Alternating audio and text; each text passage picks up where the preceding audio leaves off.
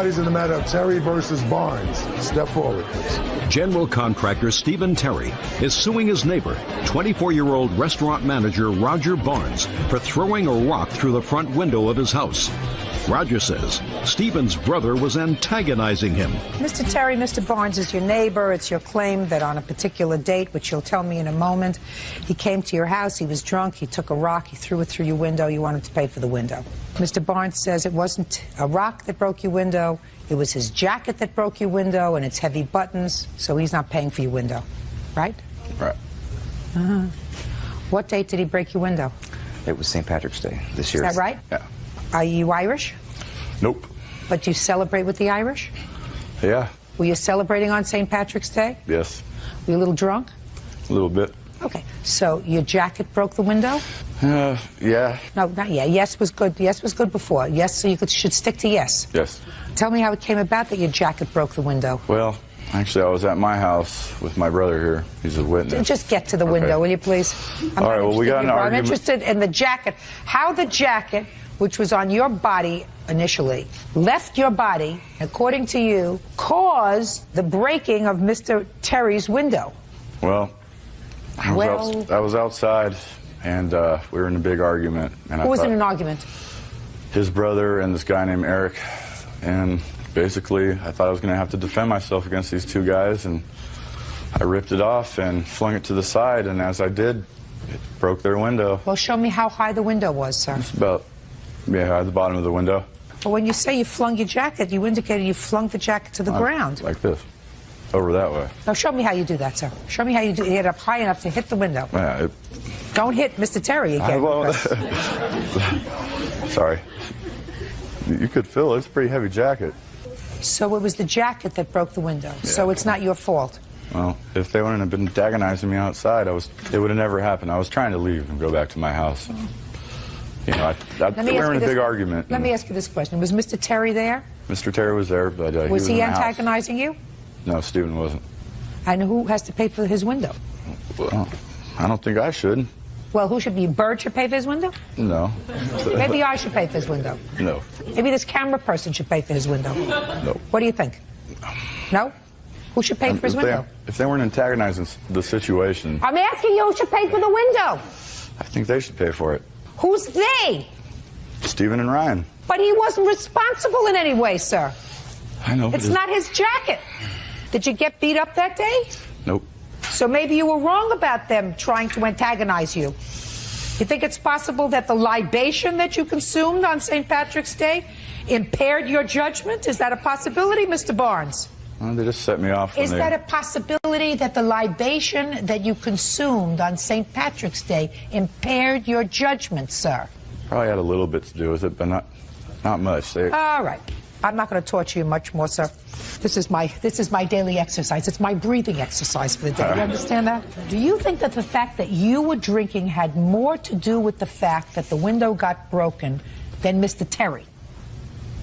Well, I mean, if his brother wasn't outside... Not his brother. Okay. He's not right. I'm not my brother's keeper. I'm talking about Mr. Terry. Okay, no. So that your drinking had more to do with the window than Mr. Terry's... Than Stephen did, yeah. So this is what I suggest you do, sir. How much was the window? I have a bill for everything. I'm a contractor. I fixed it myself. So good. How much was it? $500. What? It's an old window. It broke both the panes, and they're old windows. You're only suing for $325, sir, so don't tell me that you paid $500 to have the window fixed. I didn't pay for it. That's how much I would charge to do it myself, but that's okay. How much did you pay for it? It's for the glass and the materials. Yeah. $100. $100. And you are a contractor, so you bill for your time. Is that right? And how much do you get paid for an hour? $55. $55 an hour. How many hours did it take you? 7. Suing for $325. That's very reasonable for a window. Now, this is what I'm going to tell you, Mr. Barnes. I want you to listen to me very carefully, because you're not clouded by libation now, are you? If you believe that it's somebody else's fault that your jacket that was on your back broke Mr. Terry's window, I suggest that after you pay Mr. Terry $325, you sue those people that you think are responsible. Is that fair? Sounds fair to me. Judgment for the plaintiff in the amount of $325. Thank you. Audi's excused. You may step out. I thought it was short and sweet. It's totally unfair. They didn't hear my side of the story at all. I gave him plenty of opportunity to take care of it himself, and he failed to do so. I screamed at him, "Get out of my house." Basically, I was trying to leave the house. Things started getting out of control. I ripped my jacket off, flung it to the side, broke their window. It was cheap, old. I was out on the porch. He was drinking several beers. I just lost it. Words being slurred in such a manner, and stumbling and inexplicable violence. They made some smart remarks about my dead father, which set me off in the first place. He has a tendency to get a little bit violent when he drinks. I just think he was pretty much didn't know what he was doing. Had that to the point of blacking out. Booze and that stuff really doesn't mix. Year-old Mackenzie Hammond and her mother, Janita Bowden, are suing 12-year-old Brett Williams and his mother, Deborah Duncan. Mackenzie claims Brett punched her in the face, breaking her glasses.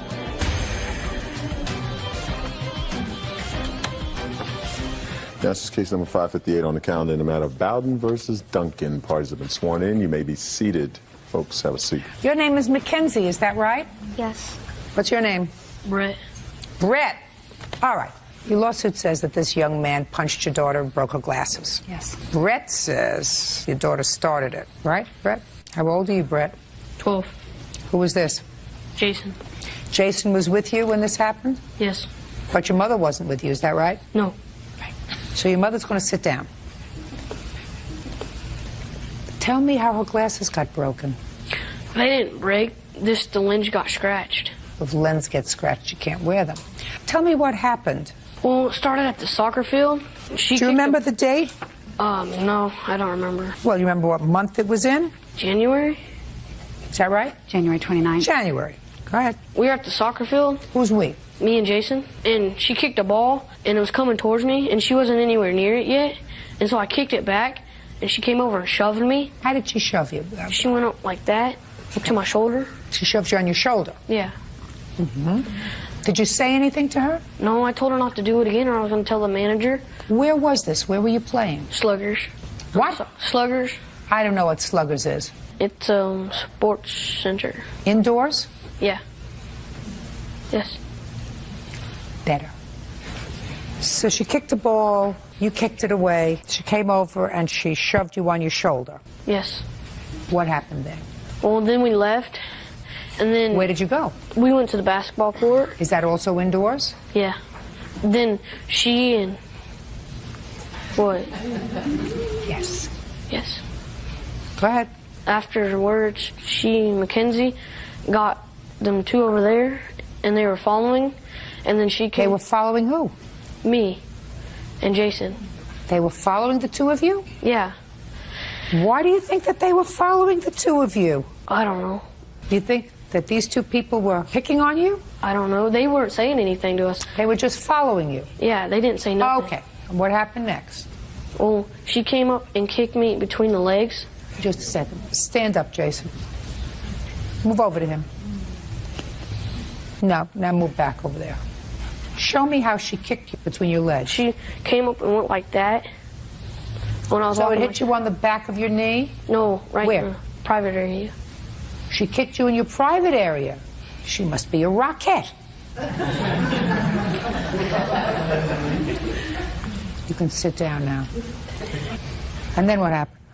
Then after that, I kept walking, and then she grabbed my hoodie from the behind, like this, and she started punching me up here in the spinal cord, and then I turned around and punched her. Now, where were these two people when she came up to you and kicked you? They left before she kicked me, and they went to a car or something, and then there's these other kids, Rance and Easton, that were egging them on. Egging who on? Them two. Egging them on? How were they egging them on? They were provoking them while they were in the car. Well, how were they Tell me how they were provoking them. They were saying that they can't do nothing about what was going on, that they aren't going to do nothing, and they were flipping them off. Did you know Mackenzie from before that day? No. So you still haven't explained to me why you punched her. She hit me first, and I was self-defending myself. Because she was grabbing hold of your hoodie? Yeah, and then she started punching me. Did it hurt you? Really? After you punched her, what did you do? She knocked her glasses off and ran off, and then I picked him up and sat him on the counter, and afterwards I went behind the counter with the worker because he said he wouldn't let the lady do anything. Which lady? Her. You mean she came back looking for you? Yeah. And the person who worked at the sports center took you behind the counter? Yeah. Because they were afraid that this lady was going to beat you up? They were afraid that she was going to do something, and they were afraid. So they took you behind the counter? Yes. And then what happened?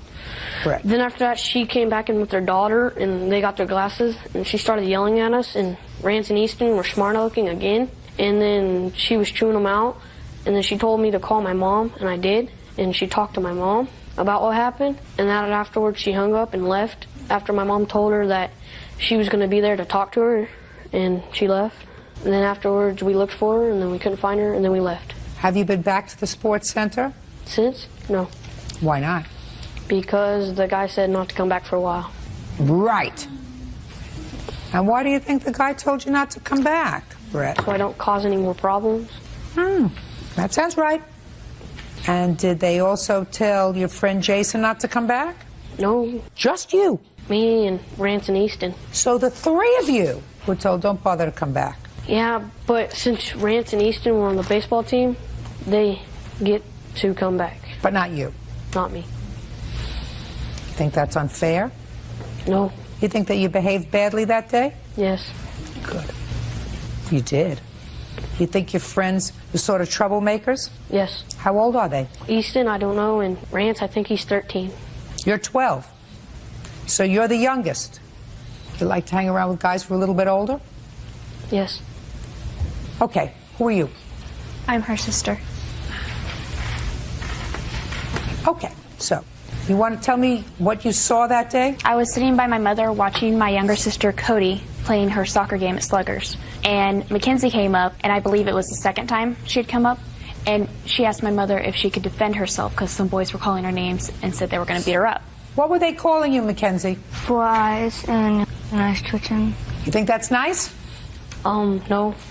Don't even suggest to me that nobody said that to Mackenzie because we know that they did. It was Easton and Rance that were... It was somebody else. Yes. Somebody else did it. You know what we used to call that? The Sadi principle. Remember that? Some other dude did it.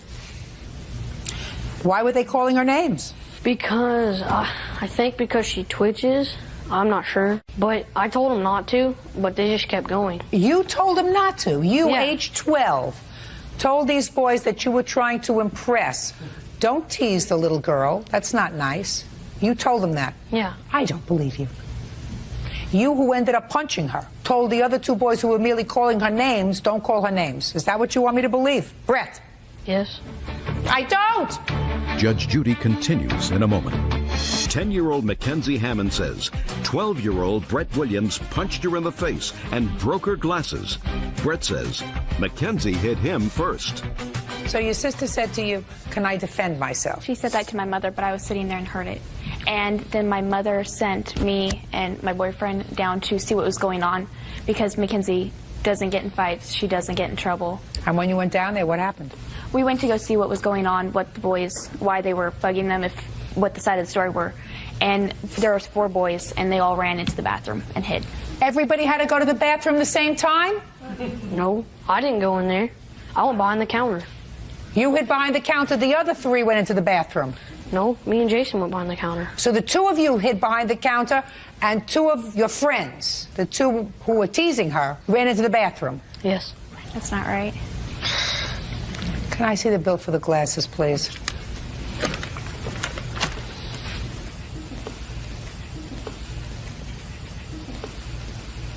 Stand up with him now. Brett, do you have any brothers and sisters? Yes. Brothers or sisters? Both. How old is your brother? 11 and 4. And what about a sister? 14 and 2. Okay. How would you feel if your sister wasn't very nice looking and some kids were teasing her and making her feel sad and cry? How would you feel? Bad. What would you do? Tell the other people not to. Because it really isn't nice to tease other people. Right. Especially not right to tease other people if they have a physical disability. Right? Right. You would never do that, would you? Probably would. You did. Anything you want to say to me? No, ma'am. Good. Judge the plaintiff for the amount of $517, that's all. Now you can apologize. Sorry for punching you. Why does that I'm breaking excuse your me? glass. Step out. I don't feel that I should have paid for the whole thing since my kid wasn't the only one involved. Oh, there were 4 boys, and they were definitely all involved, but her son is the one that actually punched my daughter and broke the glasses. It was a little bit of both sides, not just one. It was up to her to go after the other boys for their part of it. She threw the first swing, and I was doing self-defense. I feel that it was very fair because Brett lied, just brought everything. Mackenzie walked away 4 different times from this kid. They even pursued her to the car and beat on the car. Don't hit if you don't want to get hit back. Given the fact that the kid has been in trouble before with the law, I hope he gets some help. Think he needs it. And now the next case. All parties in the matter of Boulier versus Jacobelli, step forward, please. Film grip David Boulier is suing his former friend, high-tech salesperson Kathy Jacobelli, for the return of his Australian border collie, Carson. Kathy claims she paid him $1,200 for the dog. Mr. Boulier, what do you do for a living, sir? I work in the film business. I do set, grip, and lighting. For how long have you been working in the film business? Like 12 years. You work as a freelancer. Yeah. Yes. And you? I work in high-tech sales, primarily venture-backed startup companies in Silicon Valley. Mr. Boulier, according to your complaint, you and the defendant knew each other. You were friends? Yeah. Try yes. Yes. And it is your claim that she has your dog. Yes. You want the dog back? Yes. Ms. Jacobelli says that she purchased the dog from you. Absolutely. It's her dog. She doesn't know why in the world you're suing her. Is that a picture of the dog that I see? Yes. May I see the picture? It's gorgeous.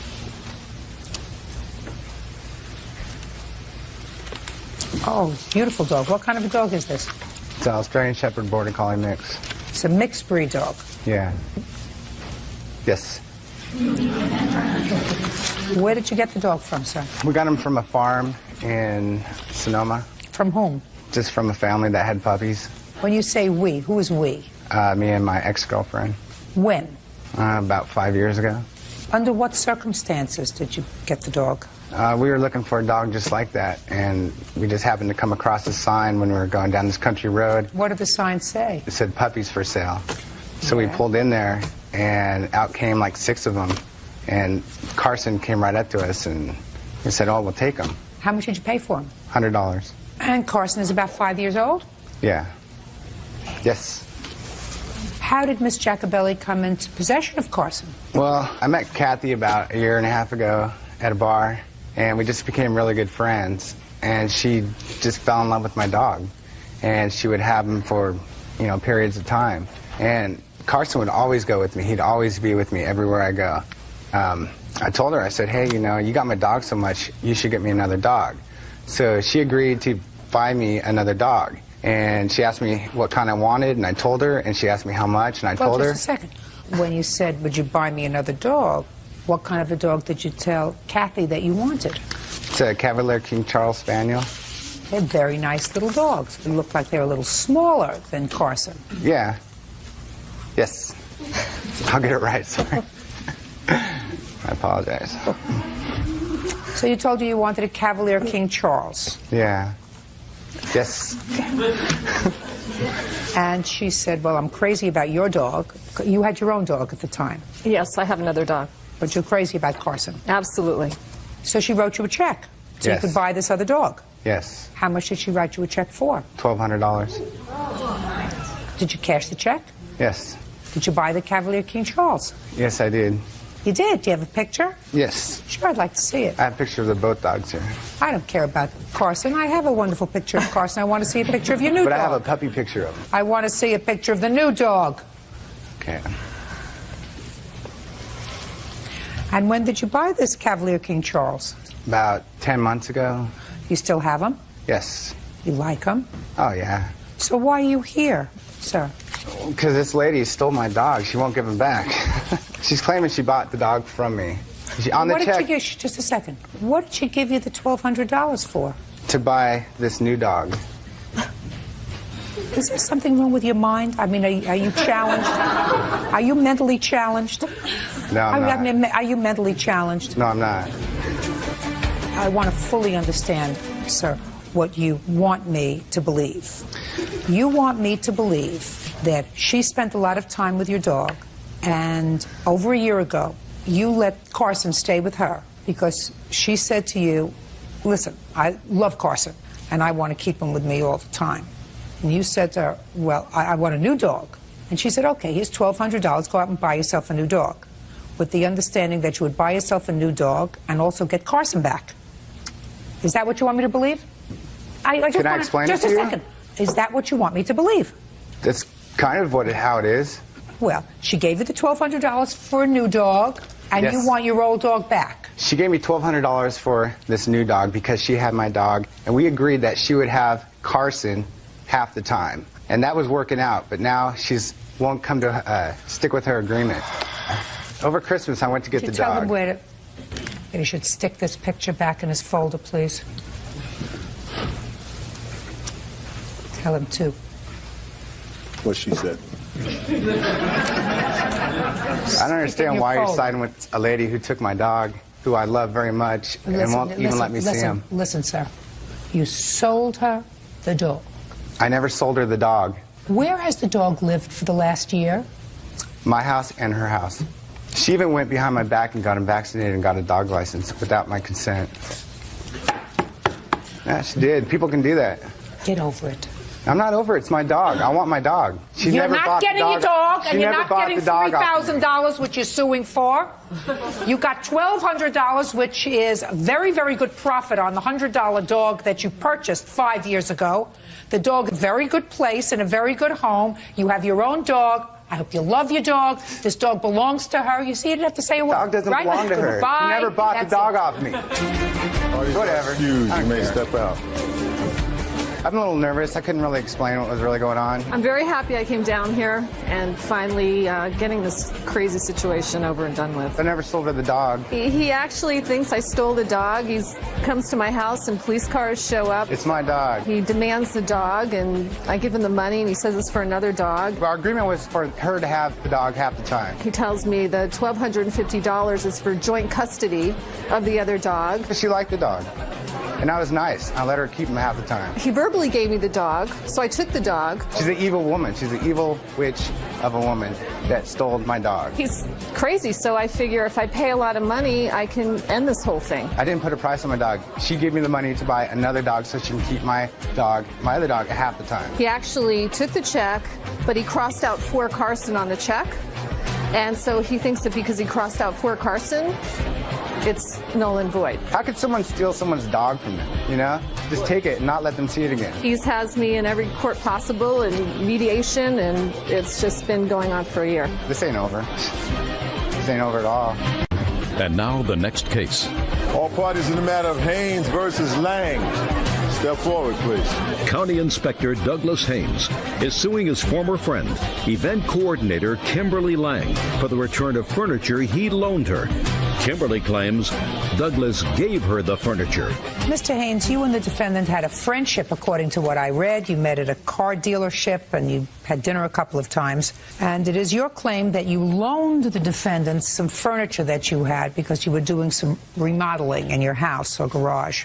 And you now want the furniture back. Yes, Your Honor. Ms. Lang says that you never loaned her this furniture. You said that you were getting rid of it, but you'd like to have it.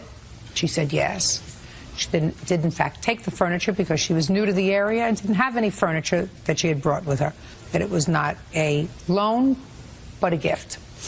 First, show me the furniture that you allegedly loaned to her.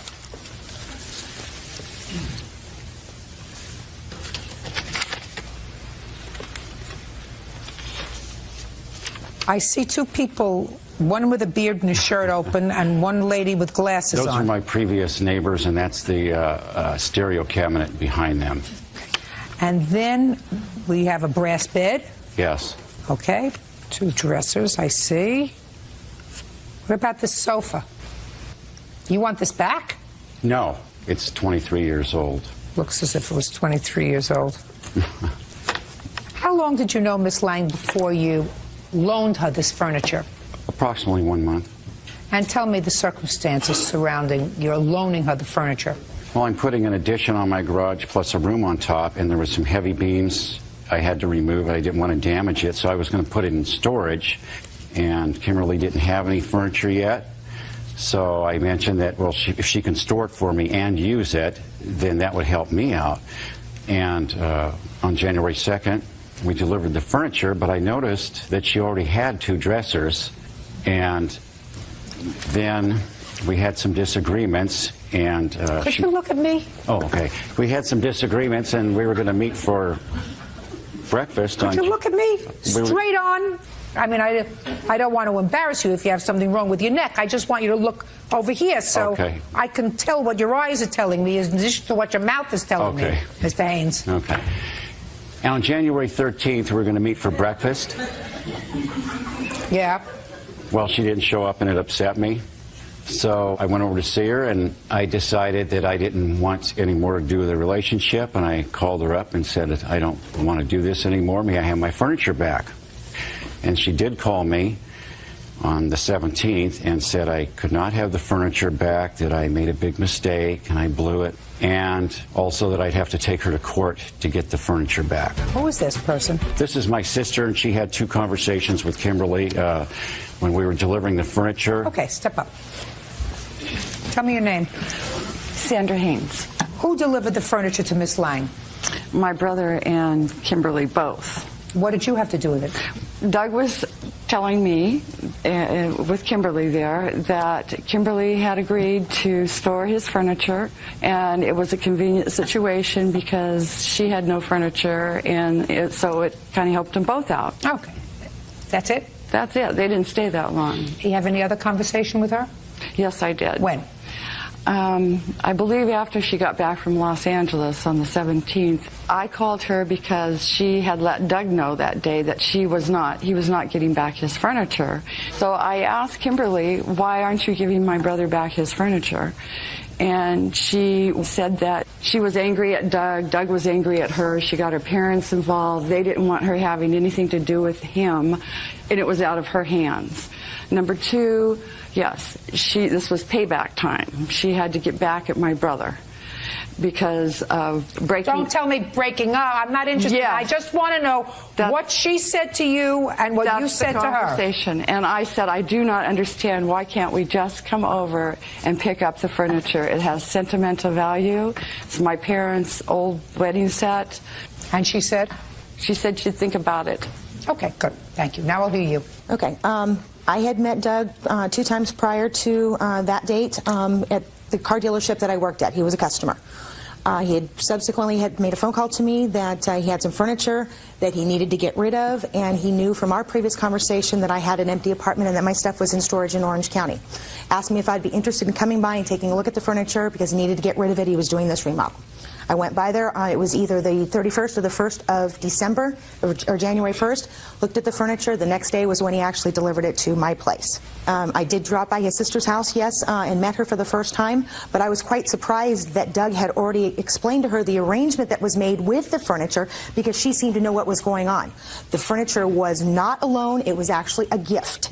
And so I wasn't at liberty to explain to her what was going on, but I was quite surprised that she understood what was going on. Just a second. Sure.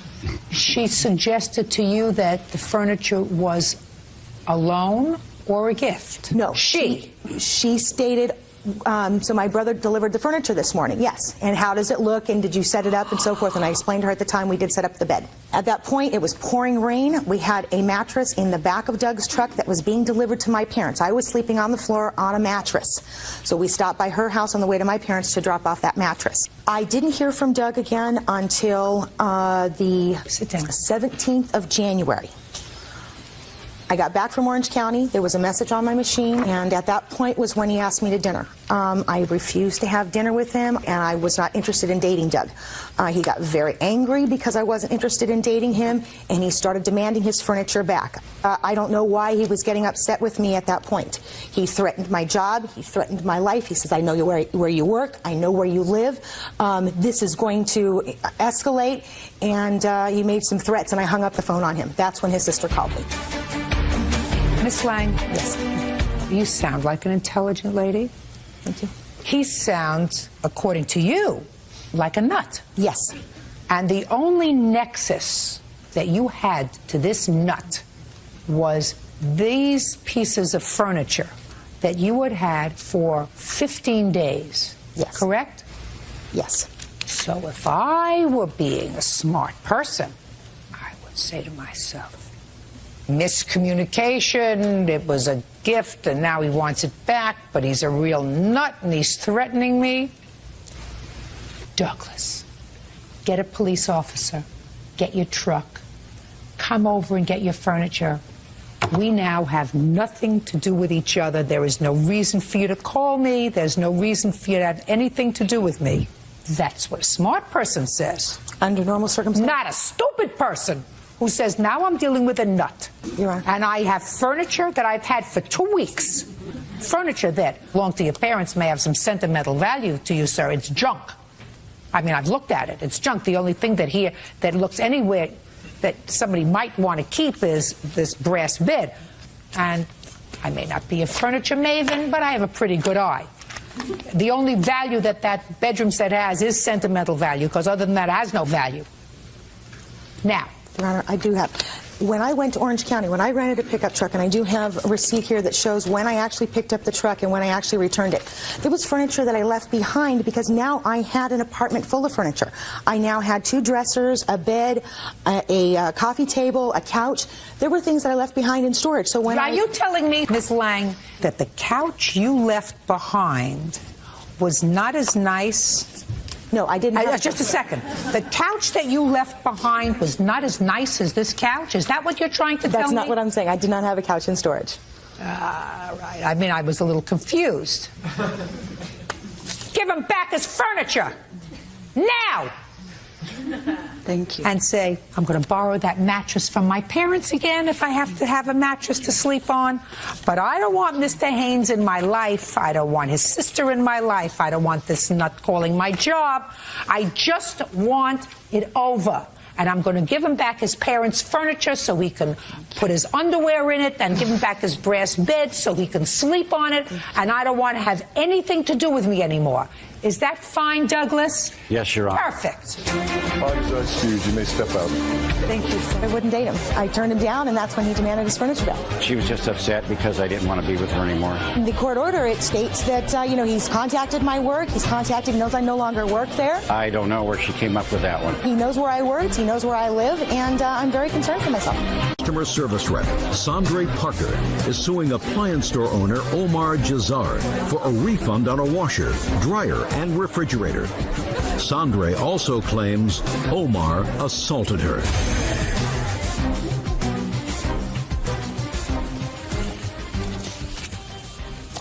Now, this is case number 581 on the calendar in the matter of Parker versus Jazar.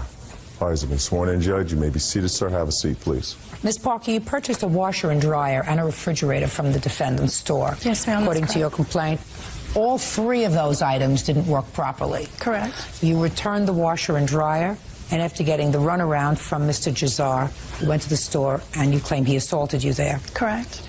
You want to be compensated for the washer dryer, which you still don't have, the refrigerator, which doesn't work, and the assault. Correct. Mr. Jazar says you can have another washer and dryer, and he didn't assault you, you assaulted him. Right? I don't think so. Did you listen to what I said? Yes. What did I say that was wrong? Right. Ah, I see this is going to be an interesting case. Mr. Jazar, what's the name of your store? Dallas Appliances. When did Ms. Parker purchase the washer and dryer? I don't remember. When did you purchase the washer and dryer? I originally purchased it, it was in March, the 21st when I went in. Of what year? Of 04. When was it delivered? April the 16th. What took so long? Because originally I had went into a shop on the 21st of March to purchase the refrigerator. I paid him for the refrigerator, and I picked out a washer and dryer set that I liked. The one that I picked out was sold, and he told me that he would order me one, and it would take about a week to get in. My witness went out and picked the refrigerator up that same day. Did he give you what you considered a better deal because it was a floor model? No. Why not? Well, this is a used or refurbished shop. What kind of warranty comes with? It was a 60-day warranty. Okay. When they came out to pick it up, he explained to them not to plug it in 30 minutes after they got it to my house. And also, when they plug it in, to plug it straight in, not to wiggle it. Why was that, sir? Because if the Freon shaking, they will mess up the engine on it.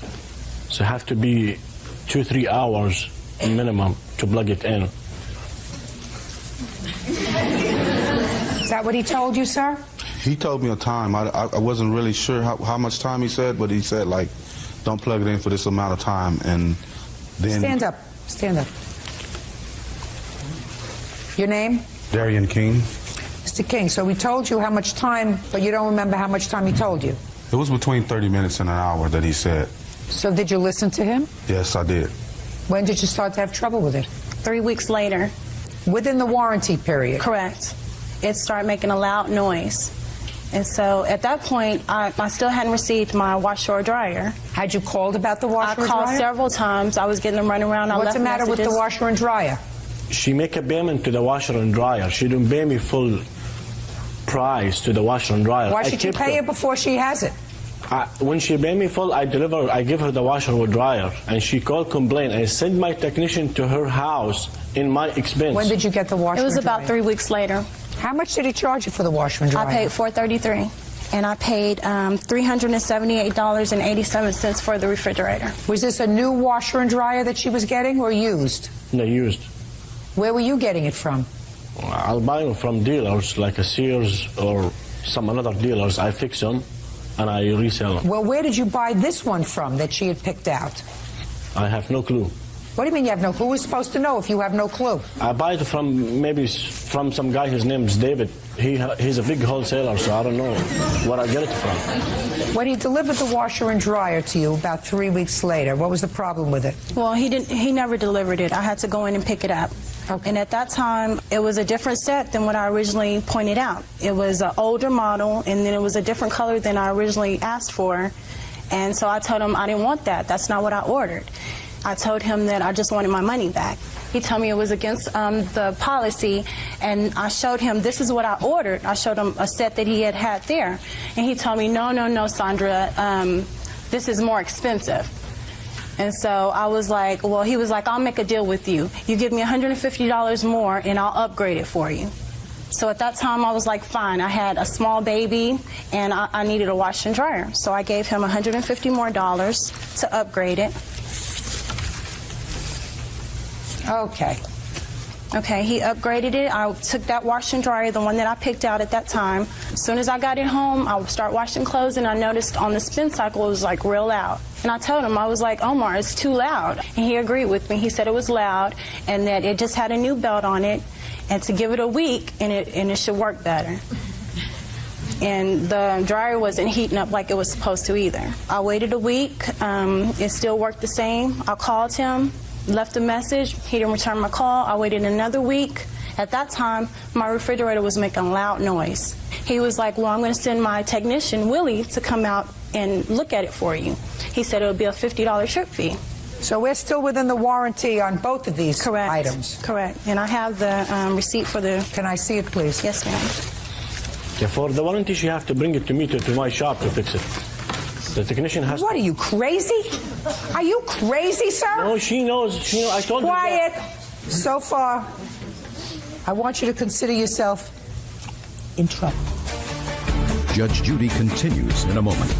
Parker says appliance store owner Omar Jazar sold her 3 defective appliances.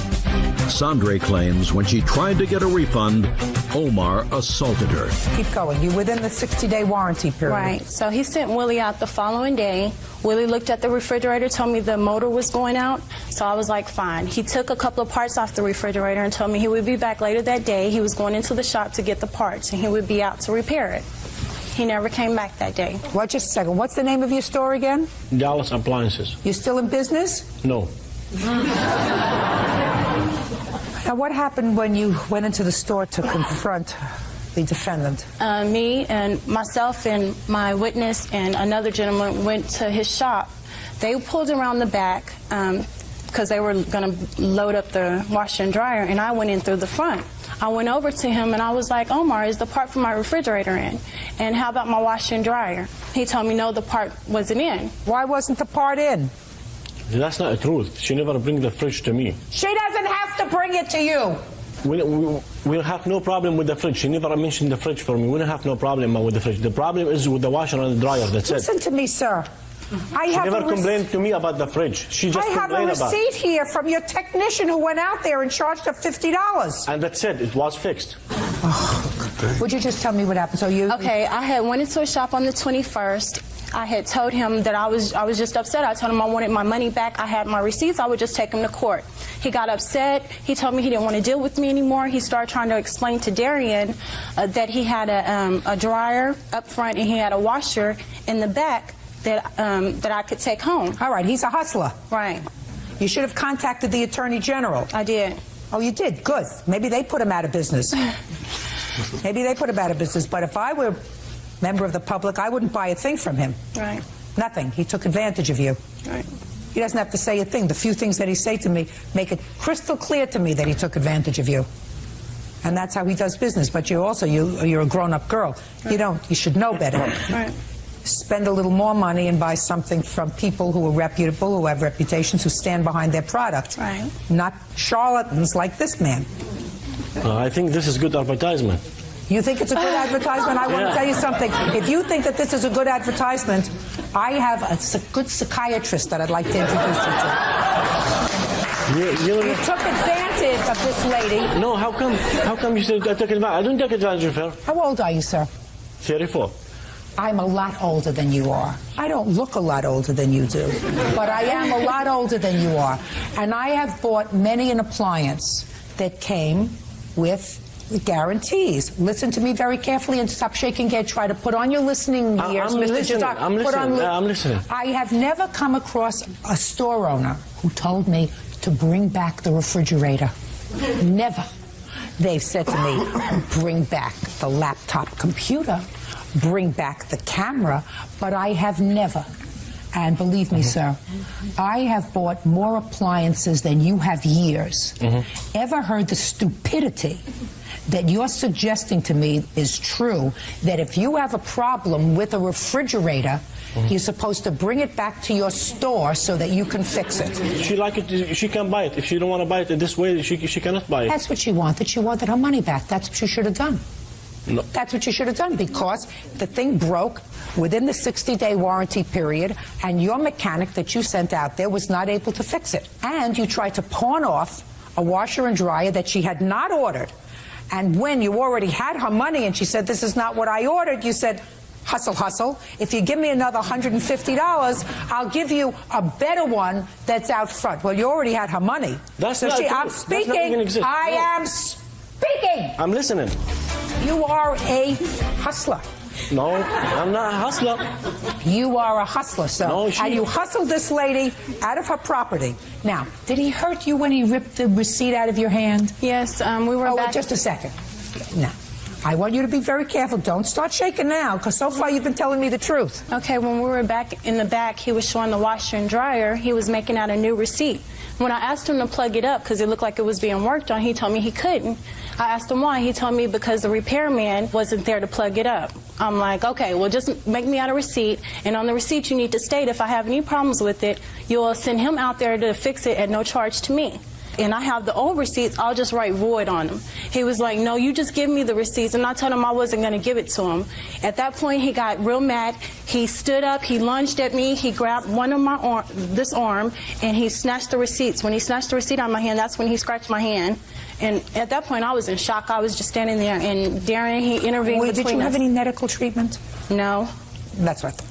And so Darian intervened in between us, told him not to put his hands back on me, and told me to go call 911. So at you don't call 911. I call 911. I have the police report here. I have the police report, and I have the Why you don't go audio. to the hospital? Why you don't go to the hospital? Because you scratched me and hurt, grabbed my wrist. Sir. 2, quiet. Good. The total amount of money that you gave him for the washer, dryer, refrigerator, plus the $150 for the upgrade comes to $961. As far as I'm concerned, you had at least a couple $100 worth of aggravation. And I think that he has to compensate you for the aggravation. Judgment for the plaintiff in the amount of $1,200. That's all. Thank you. Parties are excused. You may step out. The police took both sides and told me to leave. There is no assault, was there? Well, I kind of used a little profanity to try to maybe scare tactic or something, you know. There's no was hustling, nothing. Don't mess with shysters like him. 27-year-old service technician Alex Caballero is suing the mother of his child, 26-year-old Lena Taru, for kicking his front door. Alex says Lena was angry he filed a report with Child Protective Services.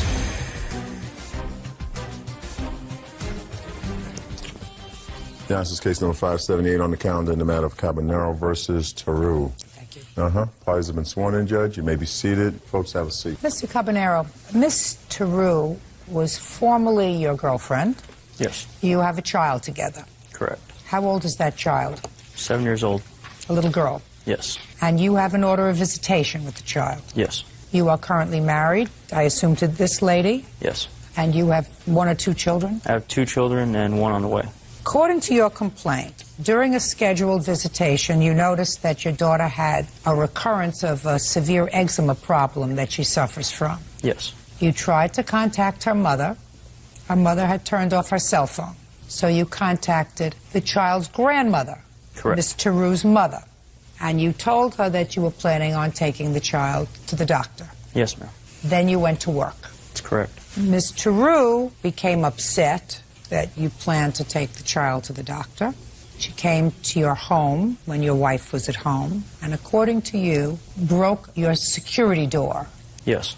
Ms. Taru says you owe her over $4,000 in child support, so what are you complaining about? The child support's getting taken out of my check. My check's getting garnished every week. What is the child support order that you have for your daughter? It's, I believe it's $400 something a month. How much is this child support order? $214. $214 a month. Correct. He does have another child, is the reason that they take more than just my amount out. He has another child with a mother that also garnishes wages out of his check. Is that right? Yes. You got a lot of children, Mr. Caballero. You must be very rich. With children, yeah. Those are your riches, sir. But sometimes you have to think with this. Do you understand? Yes. Now you can stand up. Your name is Mrs. Caballero, and you tell me, Mrs. Caballero, what happened when Miss Taru came to your house? Lena made arrangements with my mother-in-law for the daughter to come over for the weekend on February 11th. And after dinner, I decided to give her a bath. When I got her ready for her bath, I saw that she had whelps on her from her eczema, and she has sores on her arms, all over her chest, thighs, and both eyes, and it was fully all over her body. And when I did give her a lukewarm bath, she did cry that it did hurt her skin. How long has your daughter suffered from eczema? Since she was born, Your Honor, since she was 6 days old. When was the last time prior to February 11th that the child had seen a physician? On January 31st. When had it become so exacerbated to cause concern to the police officer who came and saw the child? It's always been that way, Your Honor. I have a letter from her doctor. I'd like to see the letter from her doctor. I got pictures of it also. I'd like to see the photographs. Can I mention that it's hereditary, and my sister also suffers the severe disease as well and has the same exact symptoms, and she's 24 years old, Your Honor.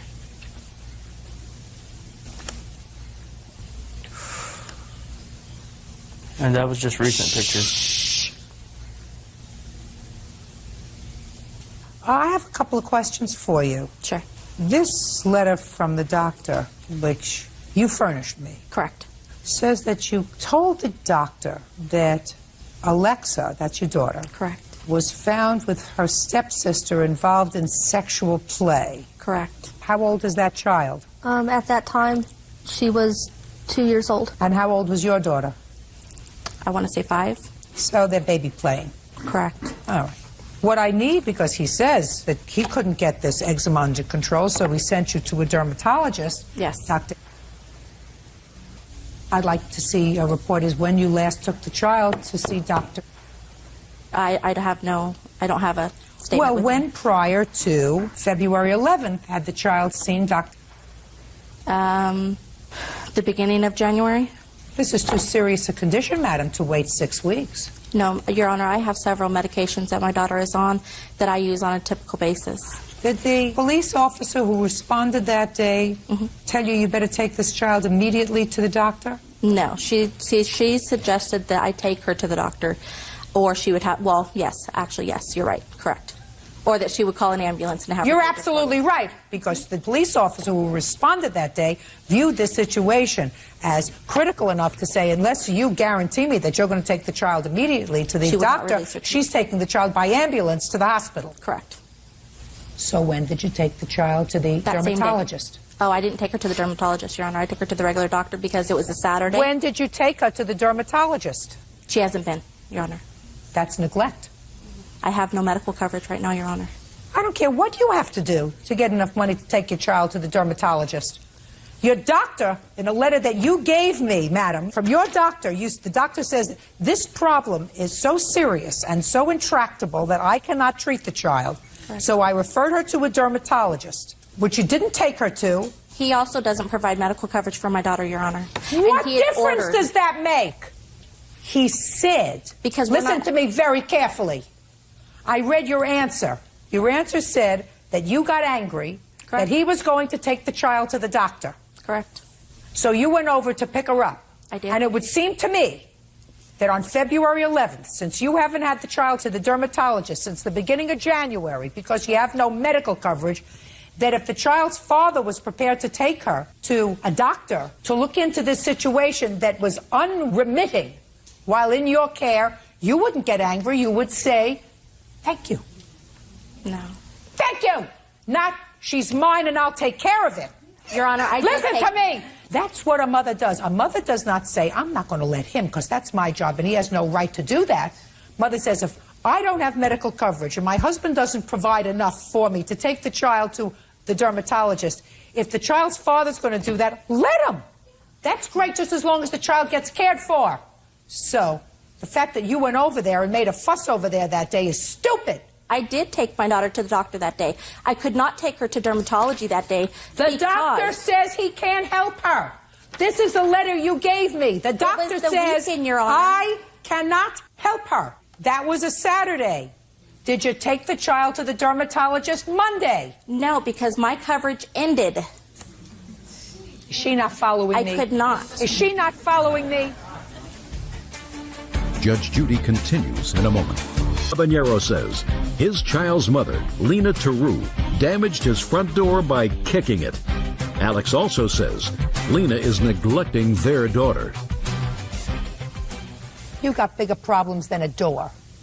I don't know what you're here wasting your time for with a door for $300 that got broken.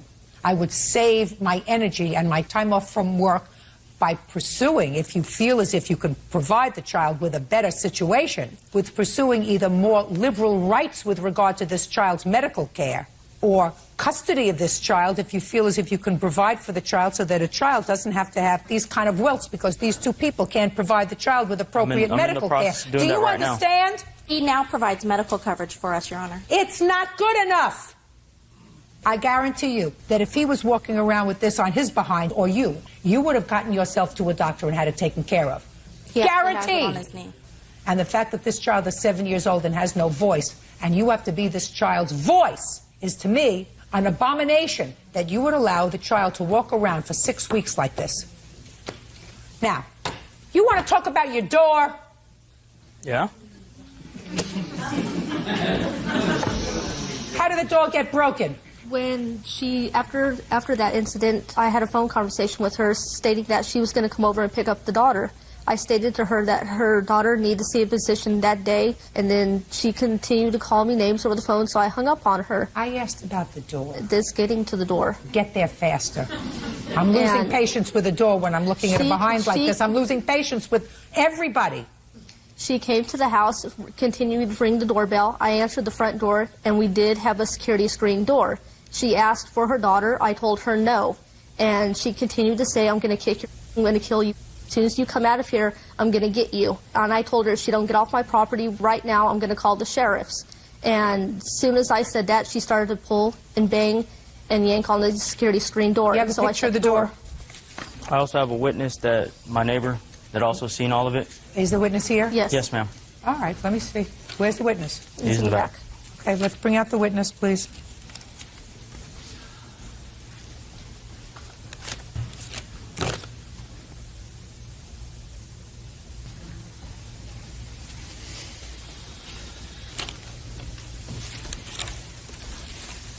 You swear to tell the truth in these matters? Yes. State your name for the record, please. Travis Smith. Mr. Smith, are you a neighbor of these people? Yes, I am. All right, I'm going to direct your attention to the 12th of February of 2005. Were you home on that day? Yes, I was. Did you witness an altercation between this defendant and the plaintiff's wife? Yes. Would you tell me what you observed, please? I heard a bunch of yelling and screaming. What did you hear? I heard, open the door, give me my kid, something to that effect. A lot of profanity. By whom? Defendant. At the time, I didn't realize it was actually her that was screaming the profanity. I thought it was the people down the street that were fighting. I came outside, and when I noticed that it was actually coming across the street, I approached her, just trying to figure out what was going on. What did you say to her? Basically, I asked, what's going on? Because I'm new to the neighborhood. I want to, trying to learn my neighbors. And okay, she said, what's going on? And she said, oh, I'm trying to get my baby. They have my baby, and she won't let me have her. She goes, I have the cops on the way, and I walked her out onto the sidewalk, and I said, well, if the police are on their way, then why don't you stand here, calm down, let the police do their job. Okay. Is that all you saw? Pretty much. Can I mention my side of what he said? Go ahead. When he came outside, he asked me, is that Alexis and Alicia fighting again? And I said, no, it's me screaming at her to give me my daughter. Is that what you said? No. I didn't even know her name at the time. I didn't even know he had another daughter. That's how new to the street I was. He might have said Alex and his wife fighting again. I said, are they fighting again? I thought it was people down the street. He had said that they were fighting last weekend, the weekend prior to the February 12th. No. She was so upset she doesn't know. Well, the only thing she wasn't upset about, the only thing Ms. Charu wasn't upset about was this. That's... You owe him the money for the door, madam, $322. Judgment for the plaintiff in that amount. That's all. Parties are excused. You may step out. I just want to get my daughter taken care of, and I just want her to take responsibility for the actions she did. I think she's jealous, and because that was her first love, and I came in between. I told her I'd kill her. She didn't give me my daughter. That's right, I did. Plaintiff Lucinda Waters is suing her stepdaughter, 22-year-old secretary Kim Flatt, and her husband, 24-year-old construction worker Brandon Flatt. Lucinda says when the couple fell on hard times, she helped them pay their bills. This is case number 192 on the calendar in the matter of Waters versus Flatt. Thank you. You're welcome, Judge. Parties have been sworn in, Your Honor. You may be seated. Sir, have a seat, please. Ms. Waters, do you have a problem that requires you to wear a visor and sunglasses? Yes, ma'am. I have a letter from the doctor here. Can I see it, please? Yes.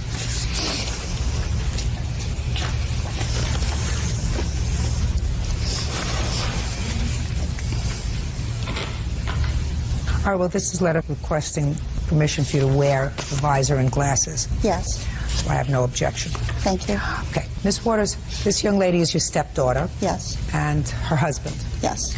And this gentleman? Is my husband. This is your daughter? Yes, ma'am.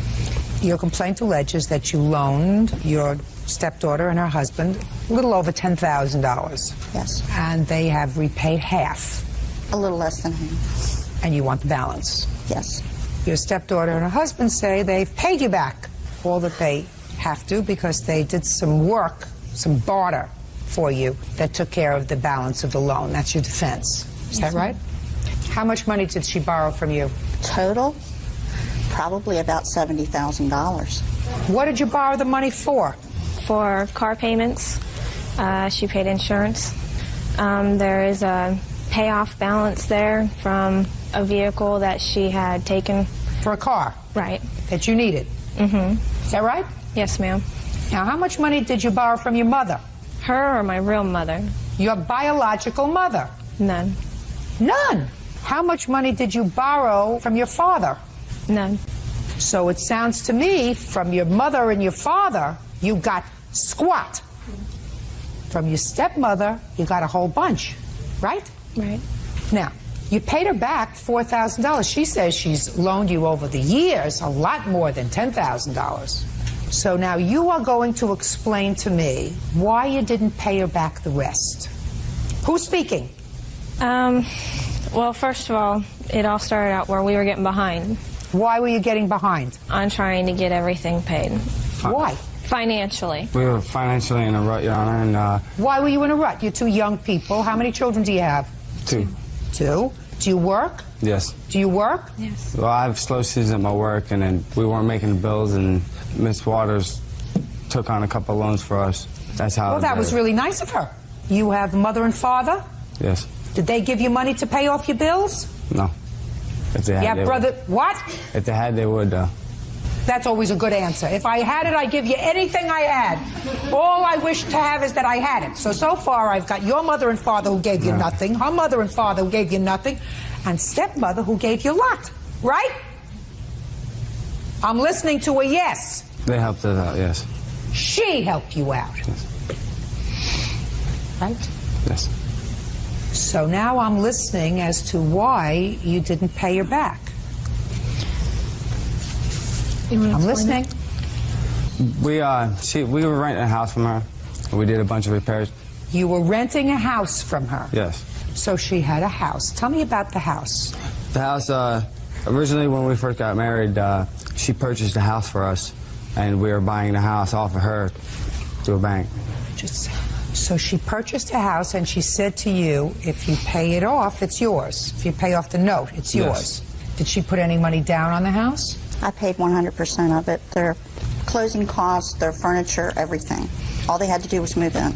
And they were supposed to pay you back by paying Monthly rent payment. every month? Well, no, it was actually a mortgage set up at that time. Oh, good. So that they could get credit. And how much were they supposed to pay you every month? At that point, it was $435 a month. What a bargain. Couldn't get that anywhere else, could you? Nope. We got and we paid on it. So? But 2 years went by, we ran into some problems where my mother-in-law wanted to take the house back into her name. Why was that?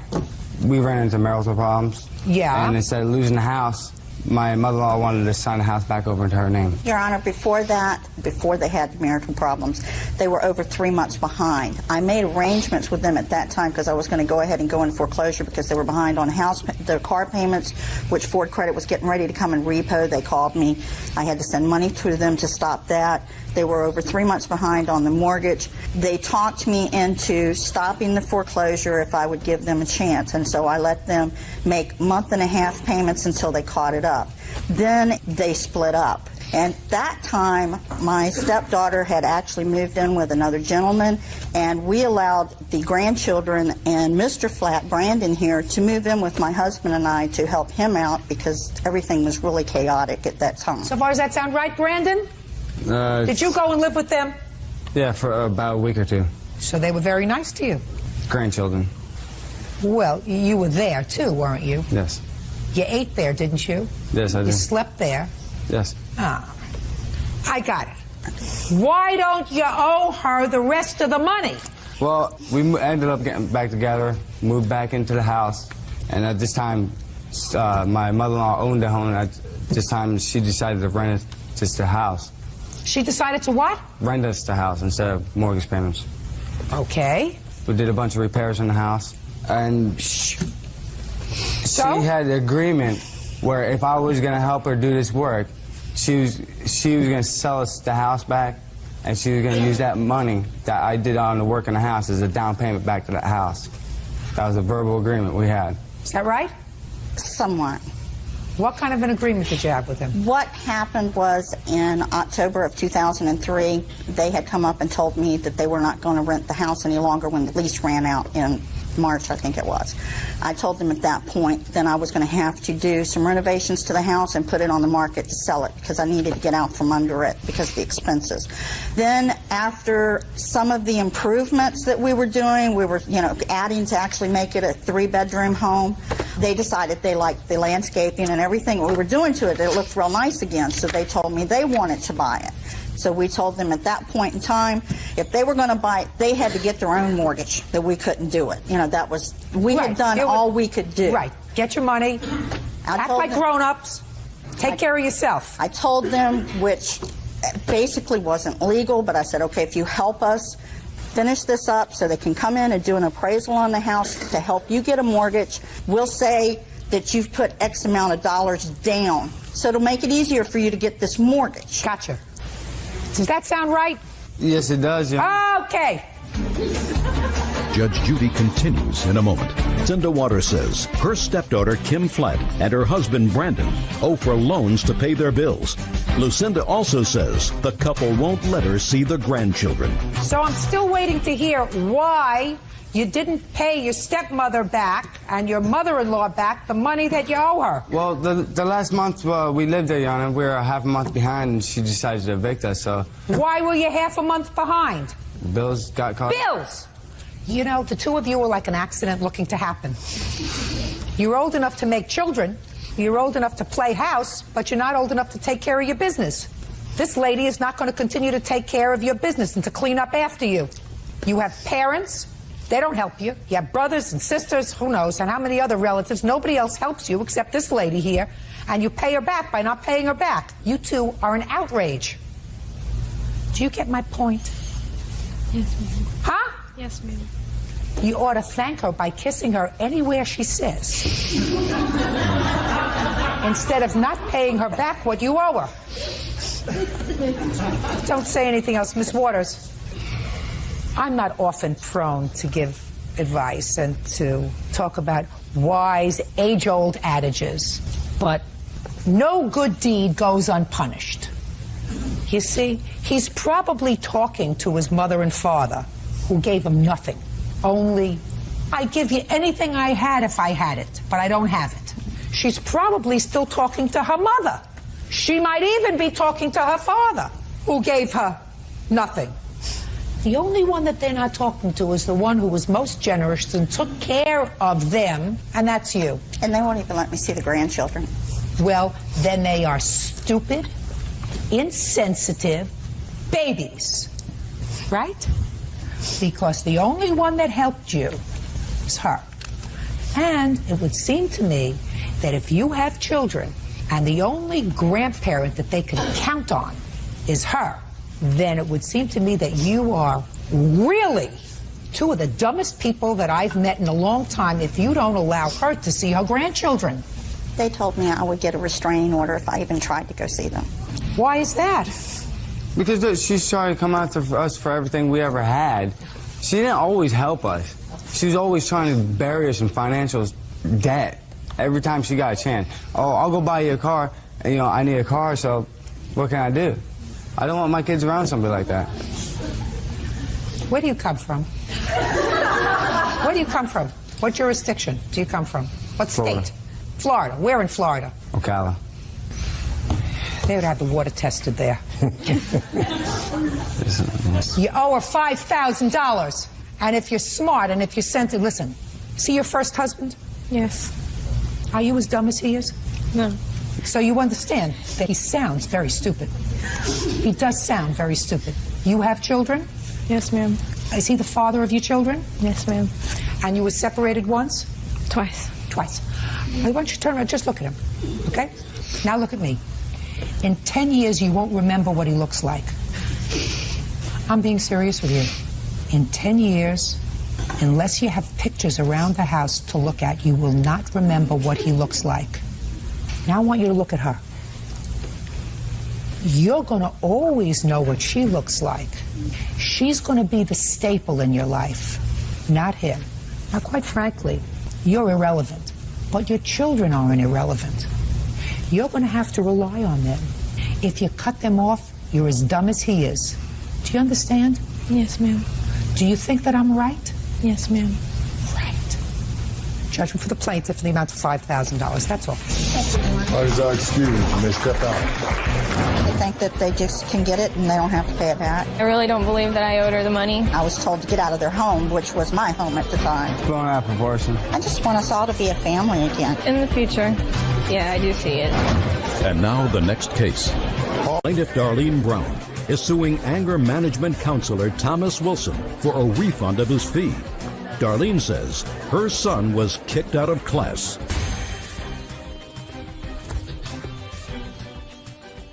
Now, this is case number 133 on the calendar in the matter of Brown versus Wilson.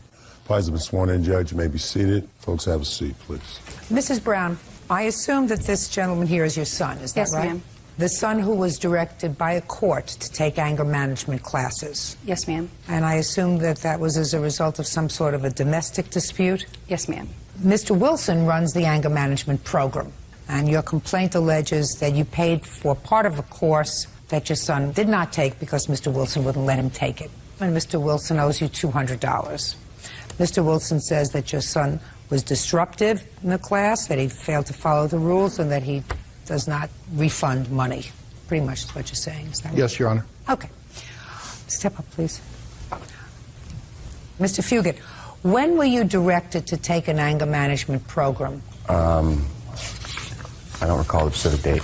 Mrs. Brown, do you? Yes, ma'am. It was on 4/18/03. And that was a result of a conviction for domestic violence? Yes, I was convicted of a domestic violence charge.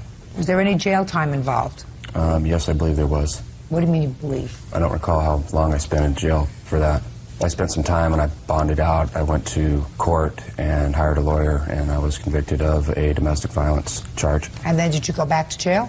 No, ma'am, I didn't. I was court ordered to go to a doctor and do a psychological evaluation, which I did, and I was directed to do a 32-hour combination class of anger management, 16 hours, and then a 16-hour domestic violence class, and that's what I attempted to do. Well, so what happened? Well, I attended the first 16-hour class. Which was what? 16 hours of anger management. Okay. So you attended the first half of the two-part series. Second part you didn't attend? I showed up for the first session of the second part of the series, Your Honor. And what happened?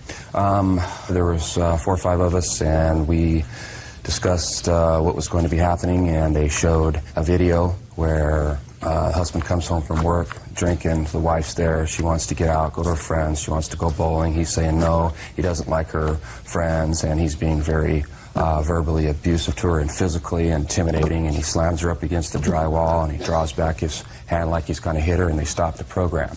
And the instructor, Rick, asked us to please participate and comment on what it is that we saw. And 2 people that were in the class made their comments to it. It came to me. I told the instructor, Rick, that I found the class to be offensive, and I didn't see why I had to sit there and be subjected to that type of domestic violence inside of the class. Well, you were convicted of domestic violence. I was convicted of domestic violence, but I'm not a wife batterer. It was under a different circumstance. You didn't think that you were that kind of a batterer, so why should you be forced to watch that film? Is that really what you were saying? I'm trying to understand. The film wasn't offensive. The film is designed to be instructive. Correct. Now, if you found the husband's behavior offensive, that's a different story. I find the man's behavior offensive. So which one was it? The instructor asked me to participate in the class, and he asked me what I thought of the film. And I just primarily told him that I found the behavior of the man in the film to be offensive. And I'm not sure that that's what, I mean, that's not. I think that you're playing with me now, Jason, because if you said to the instructor, I found that the man's behavior was offensive, that's the right answer. So I'm not sure that that's what happened. Okay. Anyway, you were asked to leave. Yes, I was. So your mother paid for the class? Yes, ma'am. He was asked to leave the second class. Is that the $200 you want back? Yes, ma'am. And? He was asked to leave, and we sent a notice to the probation officer indicating that he was uncooperative, he didn't show any empathy. So sometime later, he was reordered. He was reordered to go back to the program? To go back to our program. Okay. And we agreed to take him back, but the condition was that he would have to repeat the anger management portion of the class. Was there any reason you wanted him to restart the whole program? Because he didn't show any real evidence that he'd learned anything from the first phase of treatment. Okay. I would like to see the court order. This is the original court order. I want to see the court order.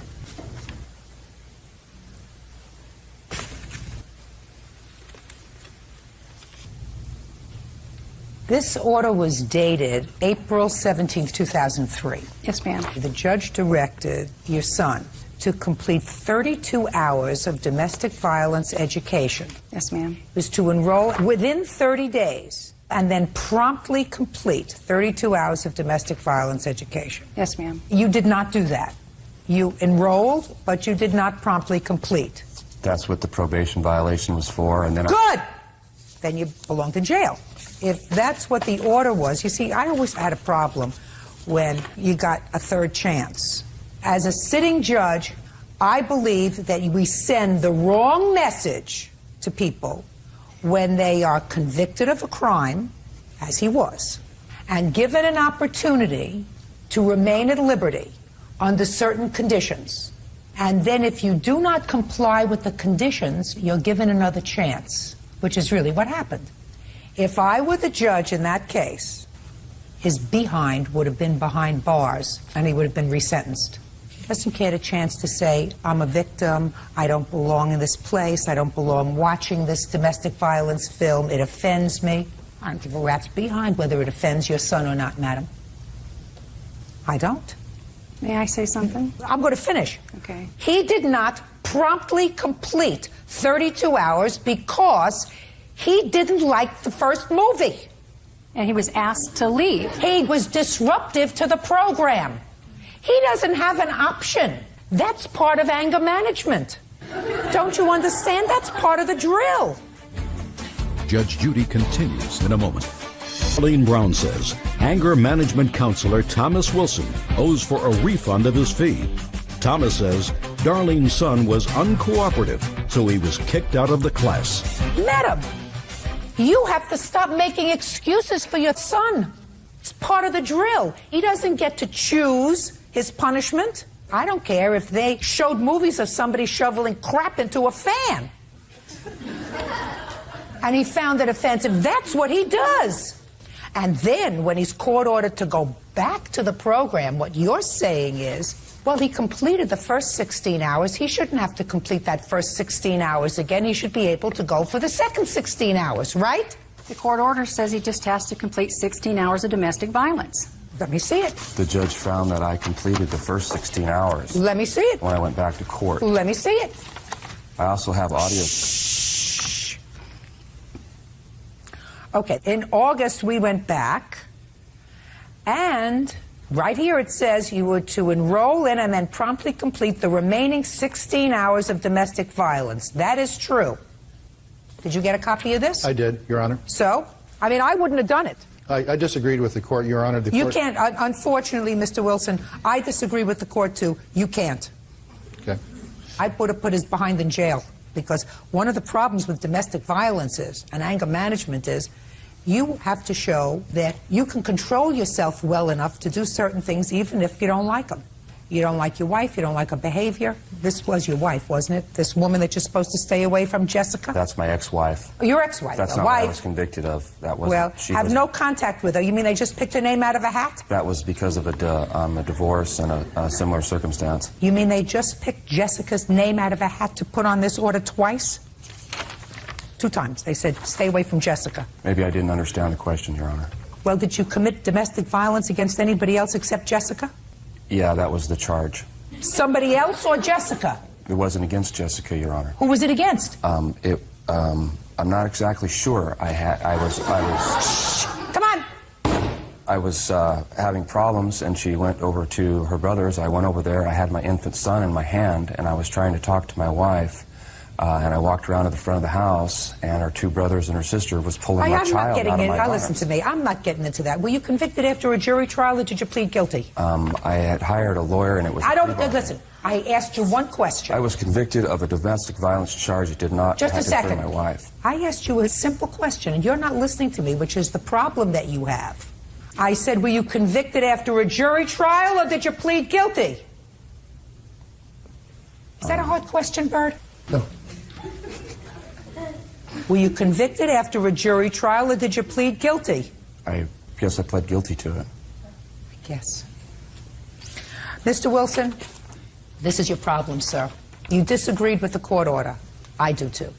But we live in a country that is ruled by law. And while I would have made him take the course all over again, the court gave him a break and said he only had to complete 16 hours of the domestic violence portion of the program.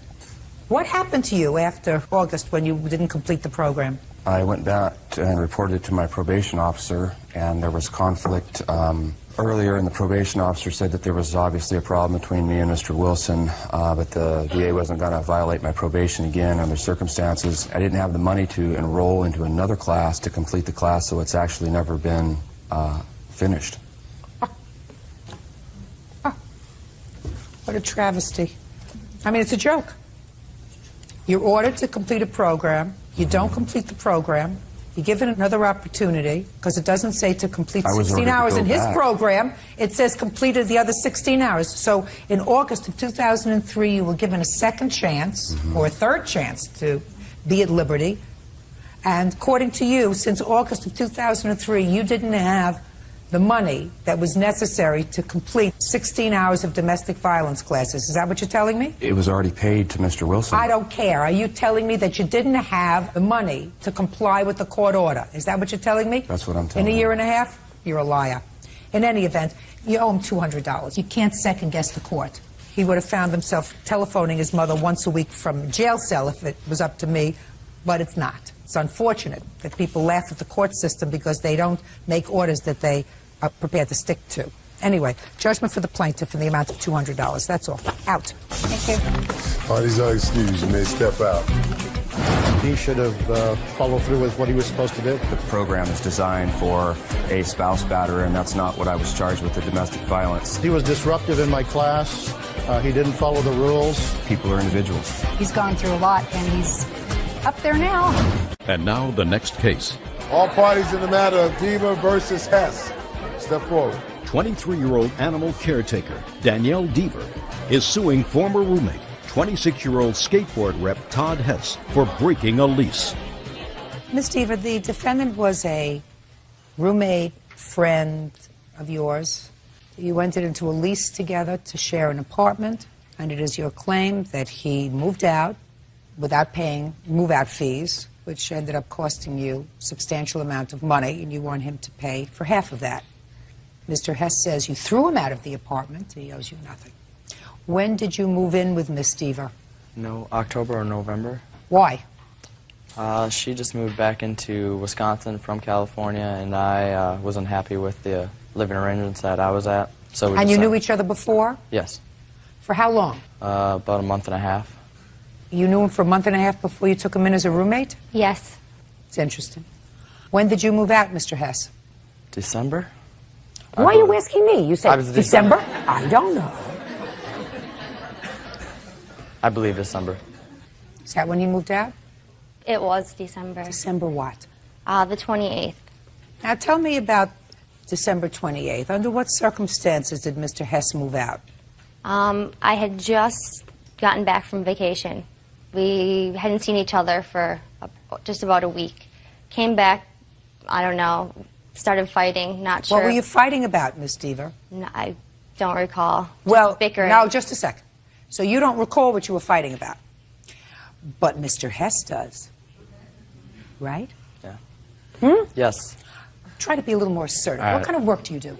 I am a rep for skateboarding brands, companies. A what? Outside rep. An outside rep. That means you're a salesman. Yes. Salesman. Ha ha!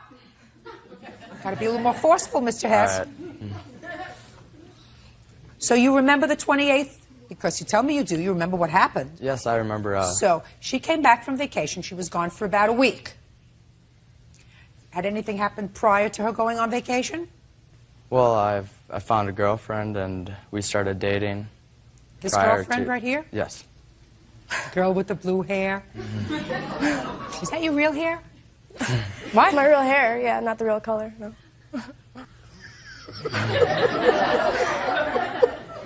Even Bird knew that.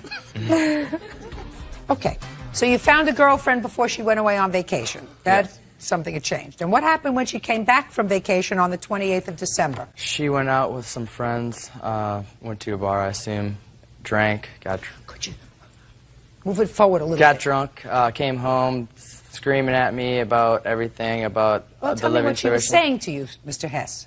Well, she liked me more than I wasn't. I guess it wasn't the smartest thing to do is to move in with someone when, you know, there was attraction.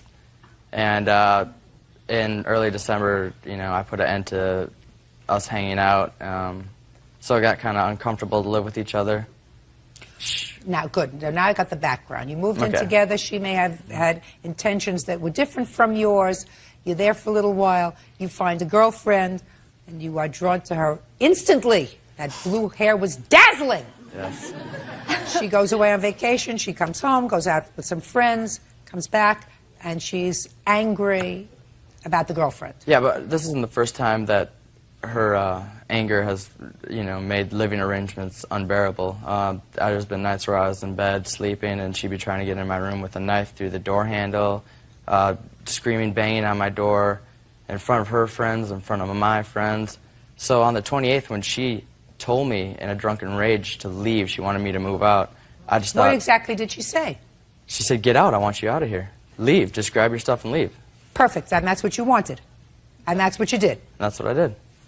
I had no place to go. That's what he says happened, Miss Deaver. He said you came home, you were a little bit high, you got into a battle, you don't remember what it was about, so I have to believe him. Well, that's what he says, but how could I have paid the rent on the 28th to the manager before 5 o'clock, or just after 5 o'clock when he got home from work, if this happened the 28th at night? He didn't even remember when he moved out.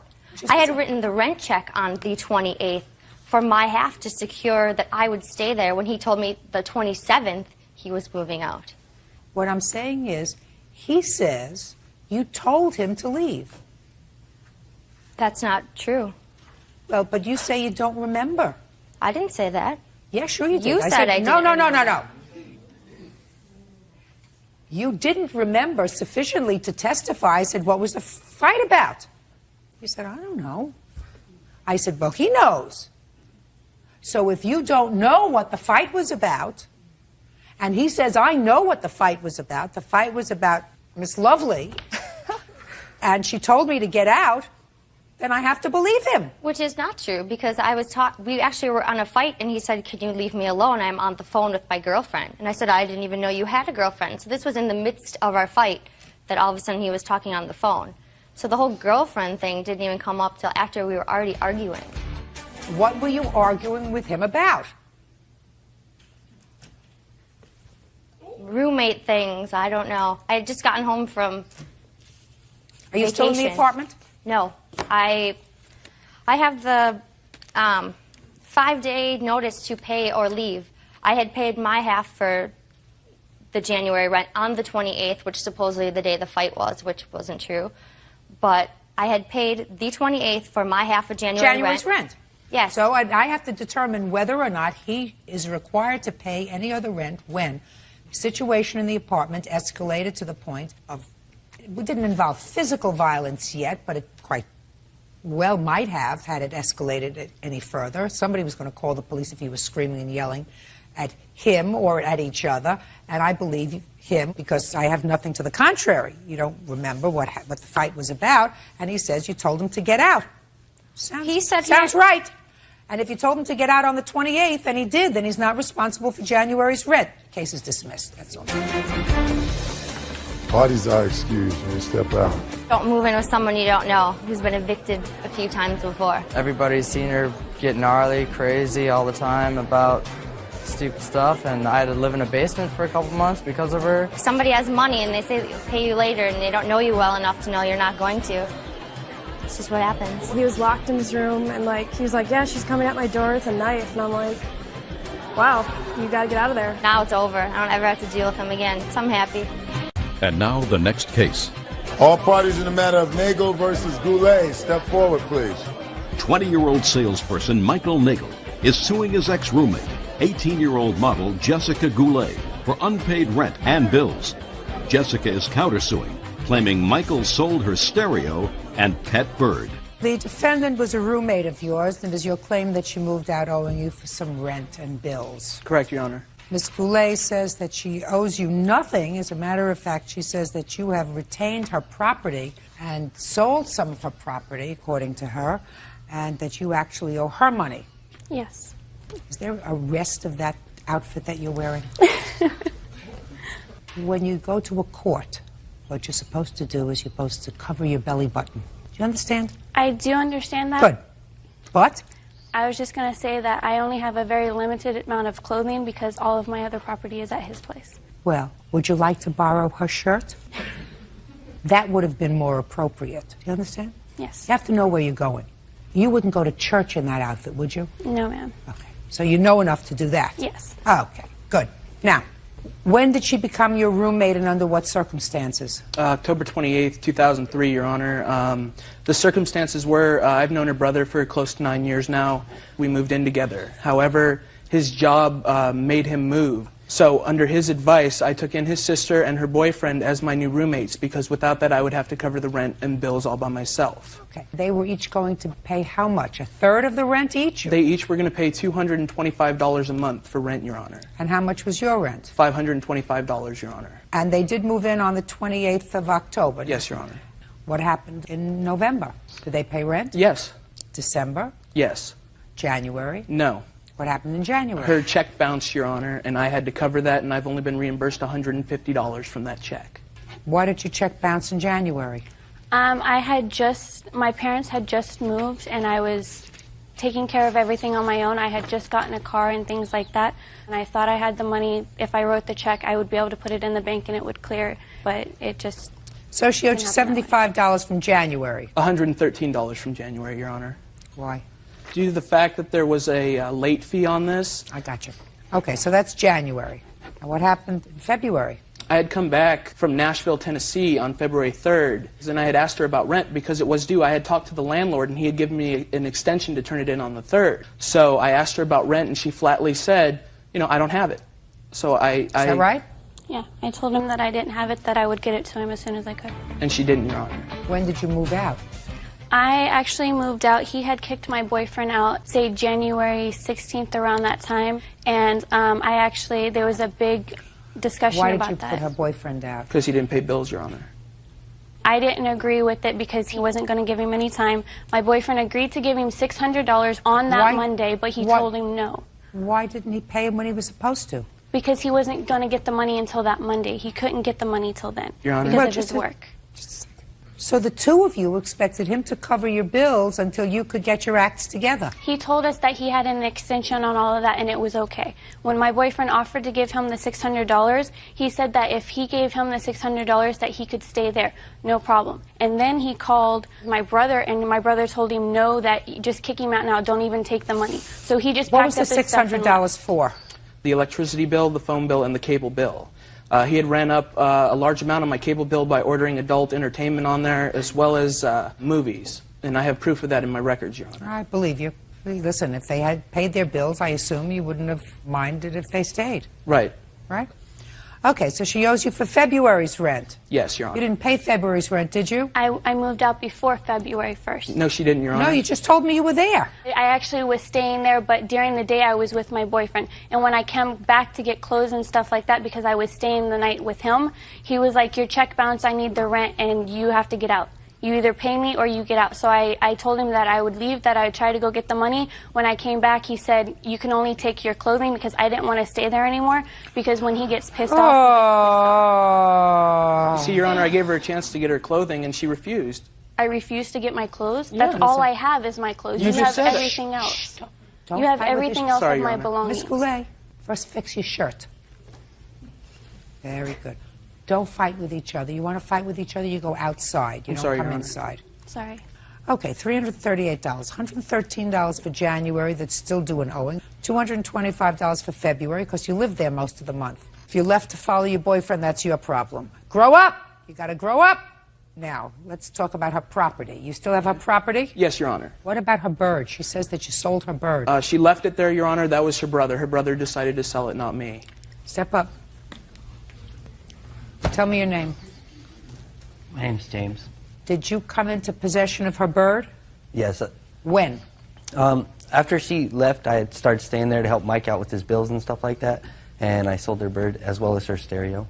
And then she's also countersing. Why did you do that? Just, come up with some extra money to help him out. And also, Your Honor, she had been gone for over a month by that time. She had not called or come by to get her stuff.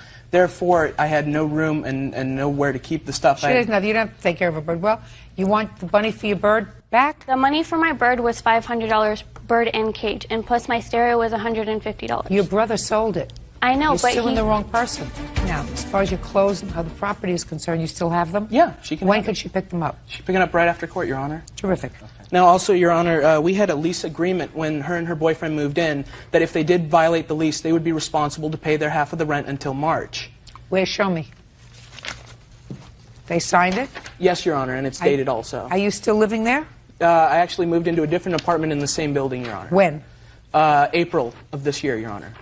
But Honor, all I'd like to say is I've tried countless times to call him and get a hold of them. My witness has tried calling them. I have tried calling For what? them to get a hold of them. So I was going to offer him $500 to pay off the bills so I can get my stuff back. But He's giving you your stuff back. I know, but I was going to do this before we even had to go to court. I Your didn't Honor? want it to go this far. I have a question, though. If she wants her stuff back and was offering me $500, why is she suing me for $5,000? Because you she's won't not give me going my to get stuff back. 5,000 yen.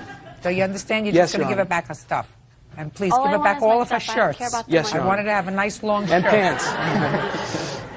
Did they give you any deposit when they moved in? Yes, Your Honor, they did. How much of a deposit did they give you? They gave me $250 together. $250 had to go towards some of the bills. You got a lot of bills. So far, she owes you for January and February's rent. Correct, This Your is, Honor. You know, this is not windfall day for you. Do you understand? Yes, Your Honor. Judgment for the plaintiff in the amount of $338, and 5 days from today, she will pick up all of her stuff. Thank you very much. That's all. Why is our excuse you may step out? Towards the end, I mean, she became a little bit belligerent and wouldn't pay bills, so... If anyone has a problem with like the way people act, it's him because he has like an anger management problem. No, she really liked her bird, but at the same time, I'm pretty busy. I love my brother dearly and all, but what he did, it hurt.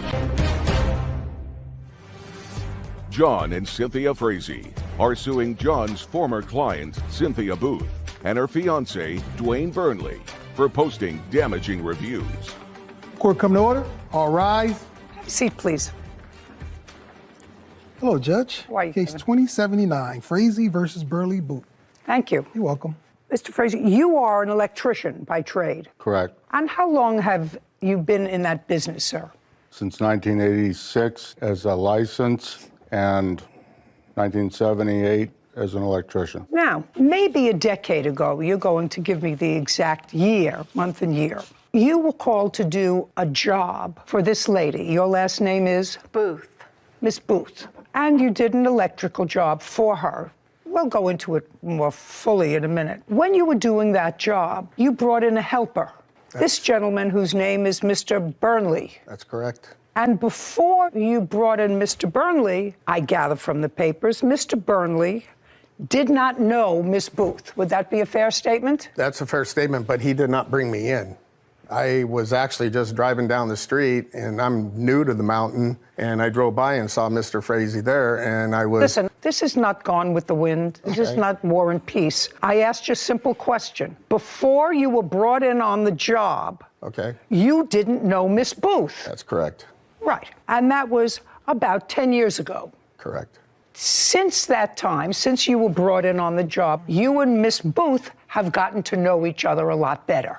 Correct. And I assume that by a lot better, that the two of you live together. Correct. And you've been living together for how long? Since November.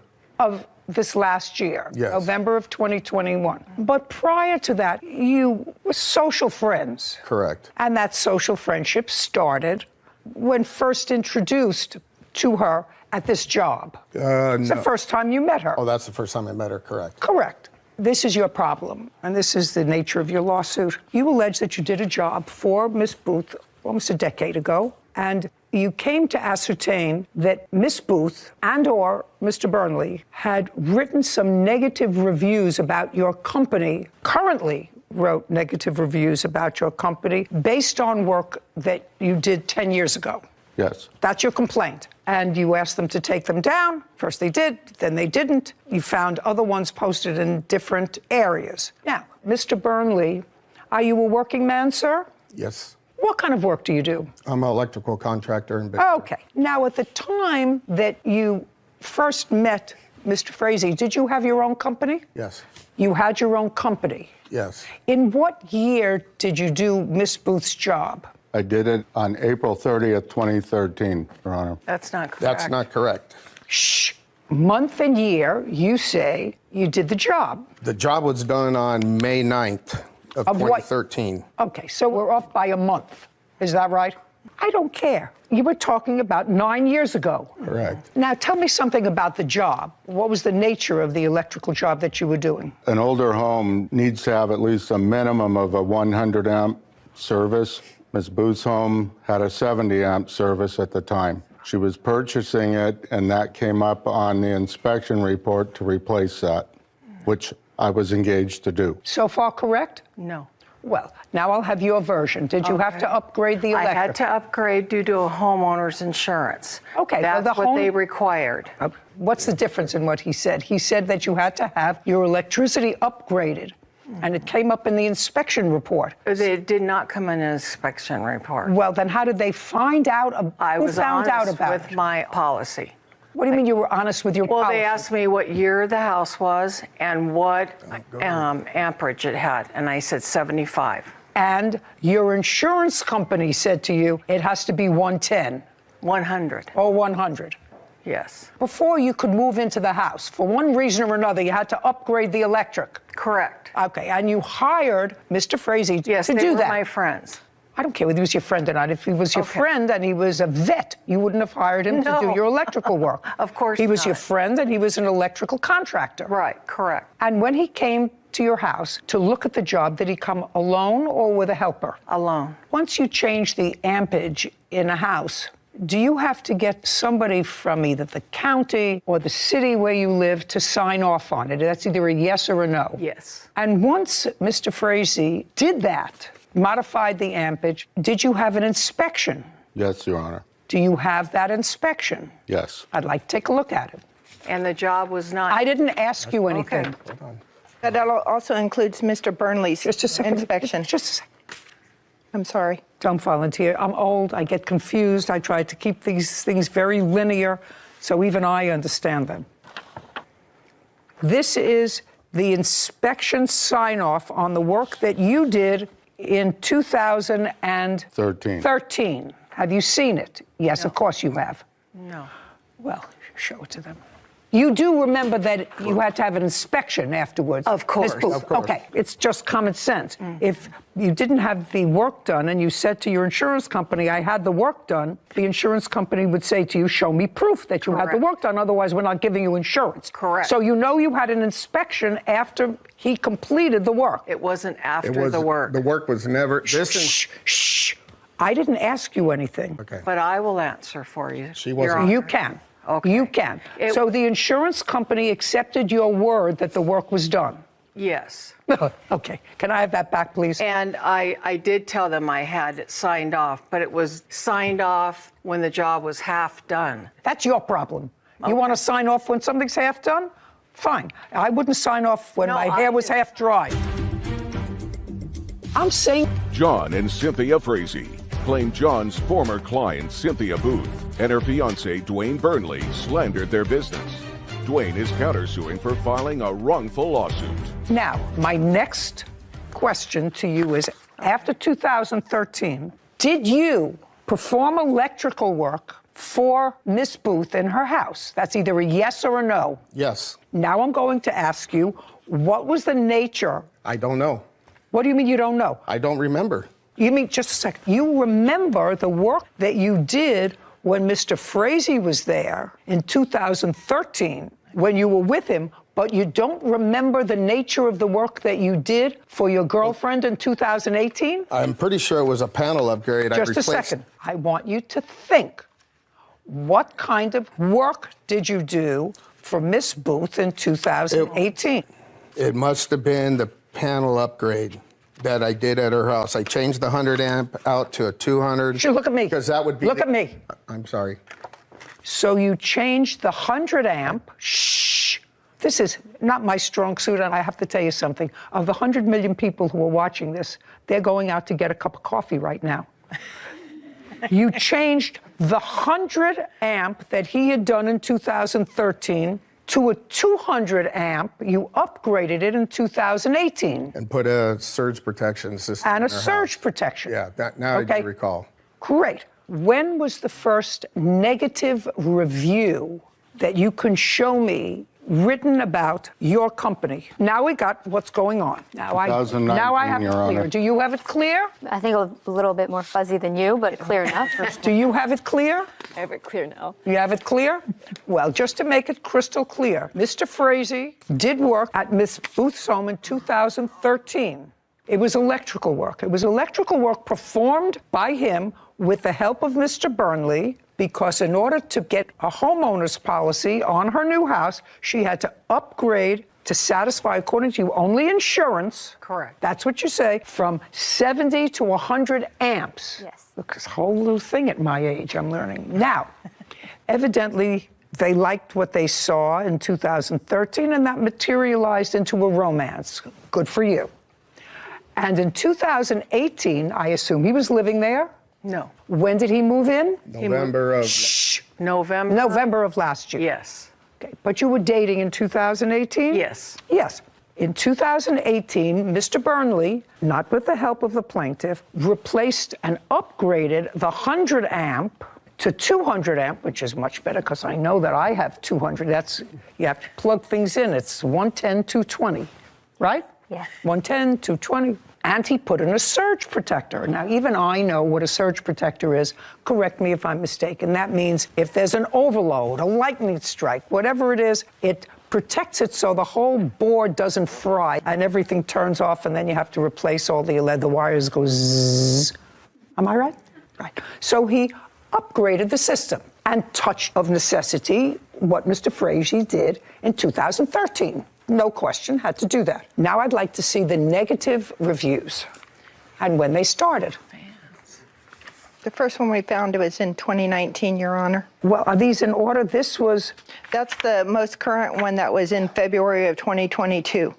Did you write this? Frazee Electric, he was supposed to do a panel change and never put rods in and fried my electronics in my home and garage opener. Left such a mess and never cleans up. That's correct. Did you write that? Yes, I did. When? In what year? It's about 3 years ago. 3 years ago, 2018. Approximately. About when he changed the electrical Yes, system. Just a second. Okay. About when he changed the electrical system. All right, then you wrote something. I will not even write this company 1 star due to the unprofessionalism in completion of work. Hired this electrician to do a 100-watt panel, never grounded, never finished, and left a mess. He's known for not cleaning up. Had to hire another electrical contractor that was most professional. Now, when did you write that review? About the same time. 2018? Yes, on a different review. That was a different one. And you said that you had to hire another electrical contractor. Yes, I to did. finish the job. And who was that? That was DMB Electric. That was him? Yes, I called Just a second. 2 competitors. Just a second. In what year did you call them? Oh, this was...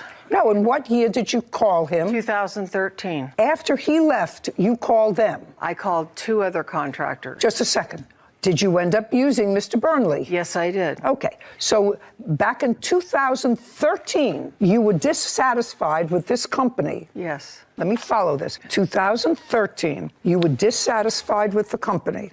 You called another company. 2 other. Just a second. You called another company, but the county had signed off on your job. Yes. What you say in your answer is that they signed off erroneously on the job. Well, yes. I have to take on face value they're signing off that the job was completed. And I assume you got your homeowner's insurance. Yes, I did. After he left and after you had the county sign off. Yes. Yes. Okay. But they... Now, just a second. Now, don't tell me a but.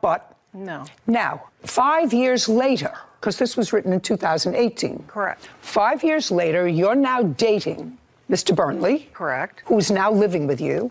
No. Who had, well, you say you moved in 2021. Oh, 21. Yes. Yeah, who's now living with you. You began Now. dating in 2018. That's correct. And Mr. Burnley, who is now living with you, and in 2018, you woke up one morning and said, who now has his own electrical company, woke up and said, 5 years ago, Mr. Frazee's company and he did not do a professional job in my panel. And now we're dating. And now all these negative reviews come, not in 2013 when we, Sarah, you have Yelp and all those things in 2013? I'm not sure if I can get back that far, but I could search. And I wasn't aware of Yelp.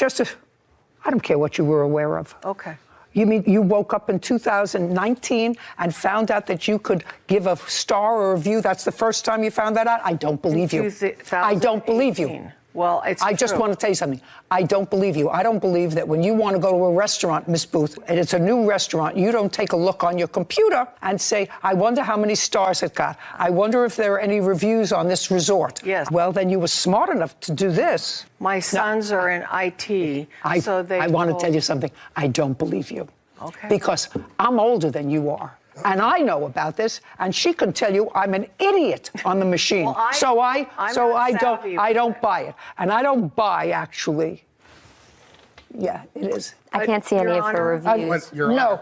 But there are reviews on Yelp of his business that all are very positive. I have them if you'd like to see them. I will look And at them. I have negative reviews that says the exact same thing what Cindy posted. Just a second. You don't understand what I'm saying to you, Mr. Burnley. I'm saying to you that it was nasty and malicious, because if she was unhappy with the service, it would have been posted in 2013, 14, 15, 16, 17. And it wasn't until the two of you were hoochie-coochieing that all of a sudden we got negative reviews about a job they did 9 years before. That's ridiculous. It's mean-spirited. Electrician John Frazee has accused his former client, Cynthia Booth, of posting damaging reviews years after the job was completed. It's mean-spirited. That's not correct. Just a second. You say it's not correct. Well, I'm looking at the timeline. I'm looking at an inspector's report. Right. Who is a disinterested party, who signed off on an electrical work. I'm listening to Mr. Burnley, who 5 years later did work that replaced his work from 100 amps to 200 amps with a surge protector, and all of a sudden, you start writing negative reviews about their company. That's the timeline. And if you want to try to fill me in and make me feel as if I made a mistake, I'll give you 30 seconds to do it. Yes, we started seeing each other in 2014. And my sons are in IT administration, and they had told me, Mom, you don't know Don't about tell me Yelp? what your sons, don't tell me what your sons told I me. didn't know about Yelp or Google reviews and back at that time, because I'm not computer savvy. You want to know something? I don't believe you. I don't believe you. I'm almost 80 years old, a lot older than you are. And I know that if I want to look something up, which I do occasionally, I look something up and I say, did so-and-so eat at this fish restaurant? It's a new place, it's a new town. I'm going to go there and take a look at it. I know how to do that. And I'm an idiot, and I'm an idiot. And if you just found it out, if you just found out how to do it, then there was no reason for your first review to be about his company. No. About a job that was done. There's 91 other reviews I've posted. Just a second. Positive or negative? Positive. Are you sleeping with any other electrician? No, I'm not. Just a second. That's the end. All those positive reviews that you posted, did any of them have to do with people that you're sleeping with? That's a question. No, of course not. Of course not. I'm not that kind of girl. What I'm telling you is the timeline doesn't make sense. These nasty reviews written about a job that started 9 years before, in this case, 6 years before, now that you are sleeping with a head of an electrical company, don't make sense. And my nose tells me if it doesn't make sense, it's not true. Now, when you came back a month later, what else did you do? Didn't clean up a mess. Just a second. Didn't clean up a mess. Yes, I cleaned up the mess. You cleaned up what mess? My mess. He your doesn't mess. clean up his mess. Well, you didn't. That's what she told you. No, I have other reviews of other people on the internet that posted that. I'm asking you a question. You didn't clean up his mess. I didn't clean up his mess. I misunderstood you. Okay, well, that's what I said. sorry. You didn't clean up his mess. No, I cleaned up his mess. And didn't write a review. Well, I didn't know about Yelp. I'm telling you, you can say it until the cows come home. not I don't true, Your believe Honor. you. I don't believe you. And I don't believe that the first year that you found out to write a review is when you and Mr. Burnley started a relationship. I just don't believe it. No. And I think it's mean-spirited. You have to know, Miss Booth, I think it's mean-spirited. But we were seeing each other in 2014.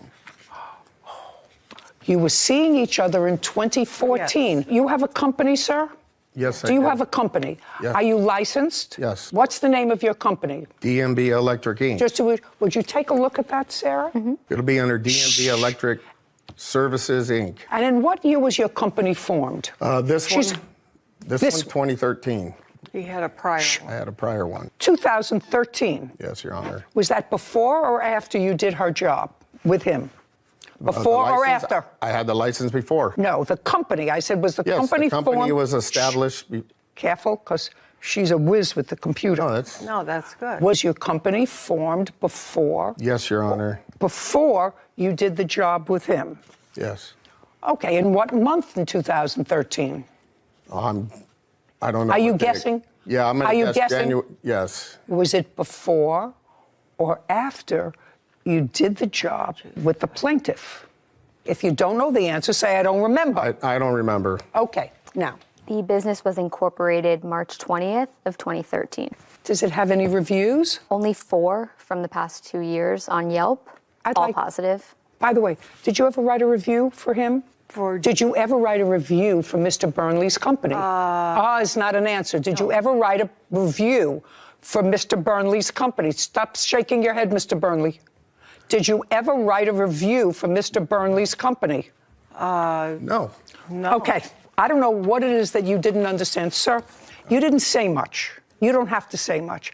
I got what went on here, and I think it was mean-spirited, and you're suing for $10,000. Yes, Your I Honor. think that their reviews and the abuse of the critique of your business warrants the award of $10,000. You have a counterclaim. Which one of you has a counterclaim? I do. Yeah, I'm going to tell you something. Your counterclaim's dismissed. I think that you were a co-conspirator in her writing these reviews. Was not. Counterclaim is dismissed. Judgment for the plaintiff in the amount of $10,000. We're finished here. Thank you very much. Your Honor. This court We're is done. adjourned. During the COVID shutdown, when nobody had any work in a small community of 5,500 people, that's what they chose to do. Hey, I'm glad it's behind me, man. That's all I can say. He was just getting his license, and I helped him begin his business, and this is how he serves me. I agree with the judgment, but why $10,000? That seemed a little high for me. You can permanently hurt somebody's business, their livelihood, if you write a negative review. Because people more and more rely on the internet when they seek a service, rely on somebody else to say, I've had a good experience or I've had a bad experience. I believe, based upon the timeline that we heard, that the defendants wrote these reviews for a reason other than bad electrical work. Because if there was bad electrical work, that would have shown itself between 2013 and 2018 when her fiance redid the whole system. Or it wouldn't have passed the inspection. Or it wouldn't have passed the inspection. So that, to me, is malicious. I think you have to get a real wake-up call. And to me, $500 doesn't do it. It's malicious, and I don't think he has to show any real damages other than the reputation of his business has been sullied by someone for malicious reasons having nothing to do with work that was performed 9 years before. And I'm perfectly comfortable with that judgment. Won't get one over on us. No. Case 2090, Oquendo versus Villarreal. All parties, please step forward. Amber Oquendo is suing her former tenant, Nancy Villarreal, for unpaid rent. Ms. Oquendo, you own a home. Yes. How large is the home? It's 4-bedroom, 2-bath, and approximately 1,700 square feet. When did you purchase the home? 2018. Can I ask you what the cost was? $225,000. And you live there in the house, just you, with whom? I don't live in that house. That's my rental. You bought it as a rental? Somebody was playing their music loud. It was a problem for you. Yes. You asked them to be quiet. Yes, you Your told her it was a problem. Yes. And then there was some sort of a kerfuffle. I don't know what happened. You want to tell me?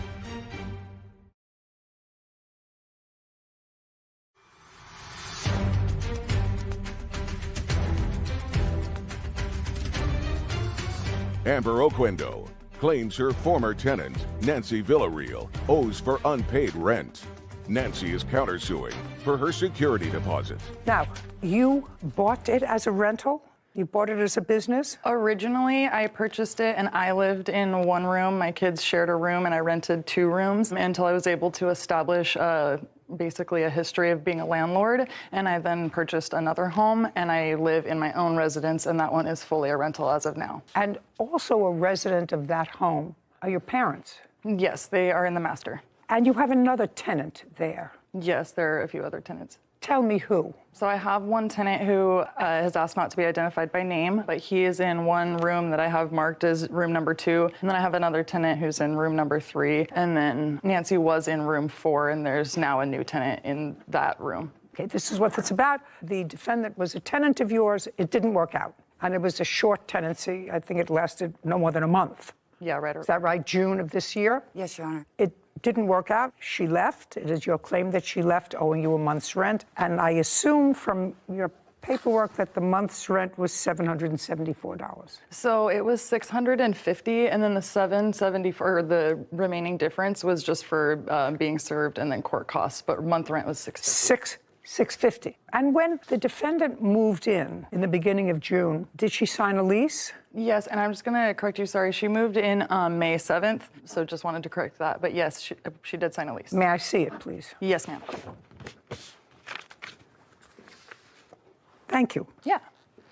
You have a copy of your lease, Ms. Villarreal? Yes, I do. Okay, good. So it's a month-to-month tenancy. It's an at-will with 30 days written notice. Okay. According to the lease, there was a security deposit of $650. Yes, ma'am. Did the defendant pay that when she moved in? Yes, she did. Okay, because that's your counterclaim. You say you want your security deposit back. Yes, ma'am. I assume from reading both of your complaint and answer that this turned out to be not a happy tenancy. You don't live there on a full-time basis. The defendant did live there for a short period of time. You moved in, rented a room, and you gave her $650, and you moved in on May 7th. Yes, Your Honor. Correct. And you moved out on what date? I moved out on July the 10th. So you were there for 2 months? No, I was there for 1 month. May to June, June, July. May 7th. I moved in I believe it was June because I moved out July the 7th. Our lease was signed on May 7th, so I know that. Yes, the term of the lease is beginning May 7th. That's the term of the lease, according to this. So I don't care when you moved in. Okay. The term of the lease was May 7th on a month-to-month basis. So you were there from May 7th to July 10th. So you were there for 2 months. Okay. We're going to get into the whys, wherefores in a moment, but did you pay the month of May? Yes, Your Honor. Did you pay the month of Yes, May? ma'am. Good. Did you pay the month of June? No, Your Honor. Okay. And you lived there until July 7th? No, I actually lived there until... You just told me July 10th, as a matter of fact. Whitney's going to tell me what date you gave as your move-out date. You said it was July 10th. She said, I moved out on July the 10th. Okay, July, and it was, yes. July so you 10th. were there for 2 months? Yes, Your Honor. Okay, if you're there for 2 months and you only paid 1 month's rent. Yes. So far, you owe her 1 month's rent. Did you return her security deposit? Yes. Did you receive your security deposit? Yes, Your Honor. How much? $650. Okay, so you have no counterclaim. The counterclaim is for your security deposit. The rest of it is nonsense. You moved out, you wanted to pay your moving costs, your hotel fees, and everything else. That's ridiculous. Okay.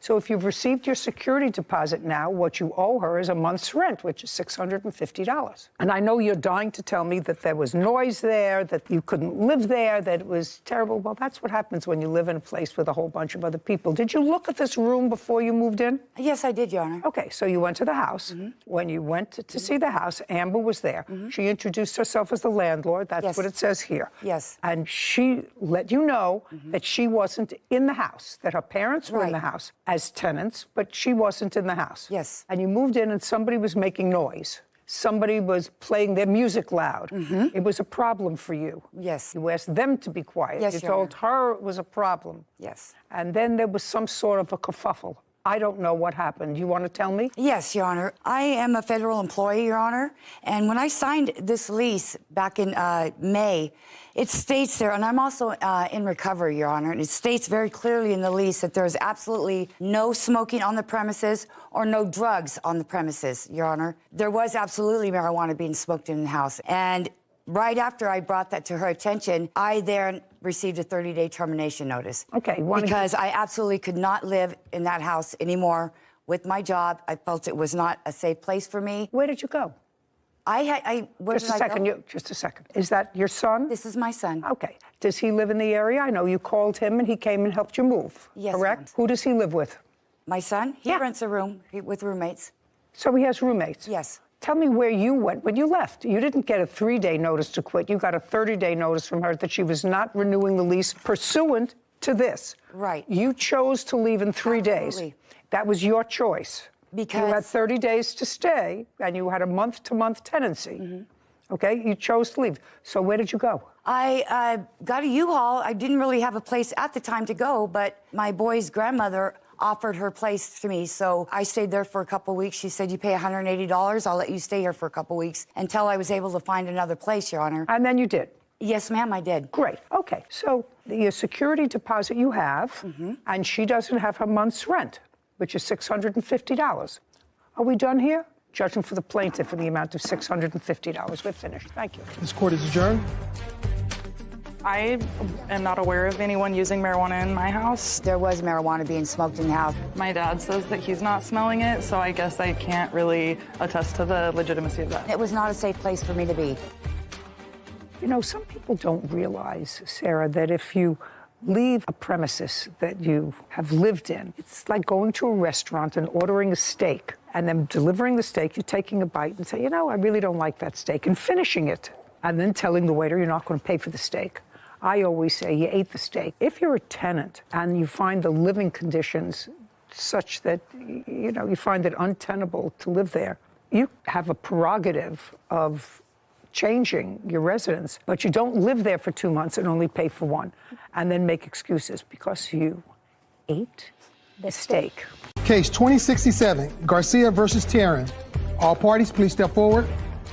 Amari Garcia is suing fellow motorist April Taryn for damages from a motorcycle accident. This is a case that's about an automobile-motorcycle collision. Each one of you claims that the other is responsible for the collision. Miss Garcia, you were riding the motorcycle? Yes, ma'am. And you were in your car? Yes. Okay. And this happened on what date? March 21st, 2022, around 3 p.m. In what state? California. In the state of California, are you required to have insurance on a motorcycle? Yes, Your Honor. Just liability? Liability if it's paid for in full, correct. Yes, Your Honor. And were you insured on that date? Yes, Your Honor. And you were driving a car? Yes. And was your car insured on March 21st, 2022? Not at the time. So the answer is no? No. Did you have a valid driver's license on March 21st, 2022? Yes. From what state? California. What kind of car were you driving? A 2011 Nissan Sentra. Was it a new car for you, or did you have it for a while? It's a new car. I purchased it 3 weeks prior to the incident. And if you bought it 3 weeks before, how come you didn't have liability insurance? I was looking for insurance, and plus, at the time, I hadn't received my paperwork. It was still in the other person's name at the used car dealership that I bought it from. Your Honor. I hadn't. You know you're not supposed to be driving a car, Miss Taryn, without insurance. Yes, I'm aware of that. Okay. You wanted to say something? Yes, Your Honor, thank you. I have proof that April Taryn purchased her vehicle February 8th, 2022. She drove uninsured for 41 days, and it was not from a lot. It was from someone off the street. I have the proof for that. I'd like to see it. Yes. Oh, thank you. For $2,050. Well, this car that you registered, the selling price was $2,050, according to this. No, it wasn't. And well, I'm going to show you vehicle and transfer law. This is 2011 Sentra, and it was signed, but it's LLC. That's his company. Okay. So it wasn't off the street, but it said the selling price was $2,000. That's what this says. I don't have my paperwork in my car. I want to show this to her. I just want to get some basic facts first, and then I'm going to go to the incident. But that's to, and... No, the person, the seller. And you know, I have my paperwork in my car. Yeah, but you understand that that's what it's... I understand what you said because it's right there. That's... Yes. Okay, we have a diagram. This happened on March 21st, 3 o'clock in the afternoon. You had no insurance, and you were traveling in the bike lane. No, that is not true. I shared the lane of the car on the right. I would never go into a bike lane. That is disrespectful to the road and riders. Just a second. Are you allowed to share a lane with a car and a motorcycle? That is your right, yes. I know Foothill. Is that where you were? Yes, Your Honor. And at a certain time during the day, Foothill becomes very trafficked. Yes. And the cars sometimes get stopped because there's a light, right? Yes, Your Honor. Go over to there, Miss Garcia, and show me, please,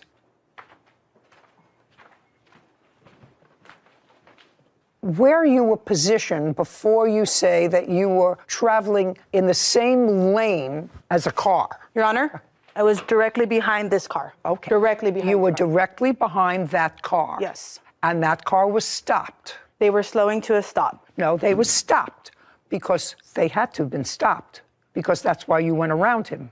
They were slowing to a stop. By the time I got around here, they were stopped. I didn't want to veer into here. I was slowing down. I was around 25 miles per hour. This lane at the time was too close. So I shared this lane on this side. Miss Garcia, I got it, Miss Garcia. You want me to appreciate the fact that you wanted to get around the stopped car and you wanted to continue to go straight, correct? You weren't turning. You wanted to go straight. I was going straight, correct. And so you want me to picture in this tiny mind of mine that instead of going into a perfectly clear bike lane, you inched your way at 25 miles an hour in the same lane as a stopped car. Yes. But this diagram, you know, I find that hard to believe, Miss Garcia. Your I Honor, really find that hard to believe. You may be in the right with regard to this, but I find it hard to believe. The roads are very wide. I have the actual police photo document of that. I'd like to see it. Yes, Your Honor.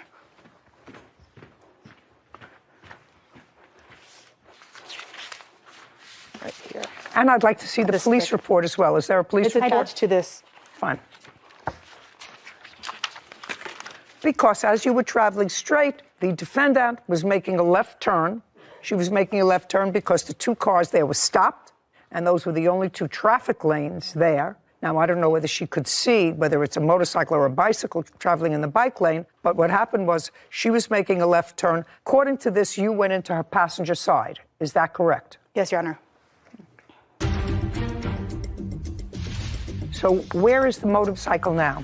I no longer have it. The towing company, they sold it. What are you driving around in now? 1995 Chevy Baville. Atta girl!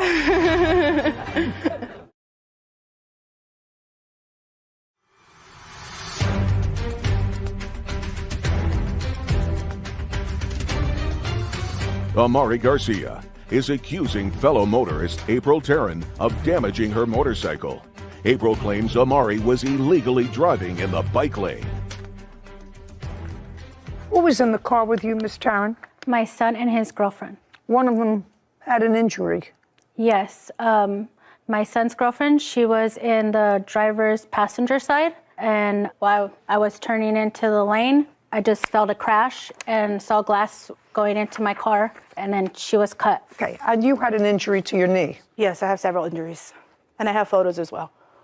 You understand, Miss Taryn, that the police interviewed witnesses. The witnesses were in the stopped cars. Yes. And at the end of all of their interviewing process, they determined that you were the cause of the collision. That's what it says. And I don't... It says that you caused the collision by violating Vehicle and Traffic Law 21-8001, failure to yield when making a left turn. I determined the cause based upon the parties involved and the physical evidence. That's what the police determined. Okay, well, then that's an easy, based upon the police report, because each of you were going to tell two different stories about what happened that day. Police were there, they looked at the physical evidence, they looked at the injuries, they looked at the damage to the roadway, they interviewed independent witnesses, and that was their determination. I understand, Judge, but the police report had some inconsistencies where, like, she was driving in the bicycle lane, which is against the law. And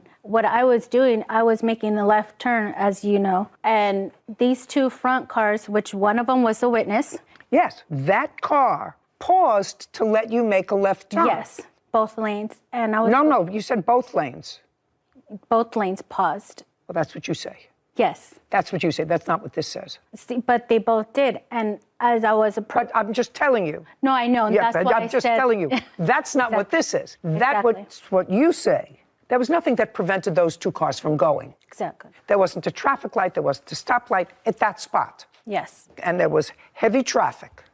Yes. So it's your responsibility to make sure if you're making a left turn that you have to yield to all oncoming traffic. And so the fact that you didn't see her is really not relevant. And as long as you understand that this police report supports Miss Garcia's claim that you caused this accident by making a left turn, when you shouldn't have been making a left turn.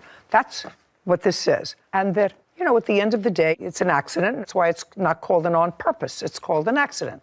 Neither one of you anticipated it. As far as I'm concerned, Ms. Carcer, you're entitled to be compensated, but I'm going to suggest this to you. If I'm driving a motorcycle, which I would never do, just for me, I think it's wacky. I think there are enough crazy people driving around that I like about 2,000 pounds of steel around me, so that if somebody who is not paying attention and there's an accident, I like to be safe. My first car when I was 17, all my friends were getting these cute little cars, you know, that were convertibles, and my father bought me a 15-year-old blue and white Cadillac sedan. It was so embarrassing to drive around in that car. It was a boat. Oh, come on. Everybody else is getting these cute little Corvettes, even if they're used ones. And my father, who loved me a lot, said to me, sweetheart, if you get into the accident, I want you to come out unscathed. And this ensures that you got a shot if you get into an accident. And I feel better. So I'm just telling you, if you're going to drive a motorcycle, don't take shortcuts. I know this place on Foothill, and I know what happened here. You know, you wanted to go, there was no reason why you couldn't. That's why you drive a motorcycle, because you can get into tight places. But you look like an intelligent young woman. Thank you, Your Honor. Don't take chances. That was a chance. It could have been a lot worse. What was the damage to your motorcycle? I have pictures. Would you like to see them, Your Honor? I would. I did look it up. Lane splitting motorcycles is legal in California, based on the California Highway Patrol.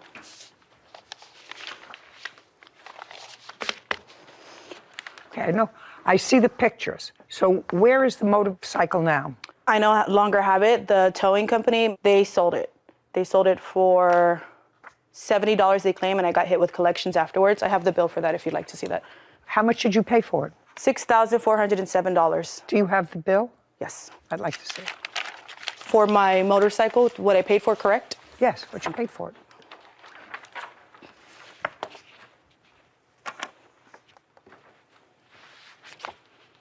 What are you driving around in now? A 1995 Chevy Baville. Atta girl! Atta girl. Okay.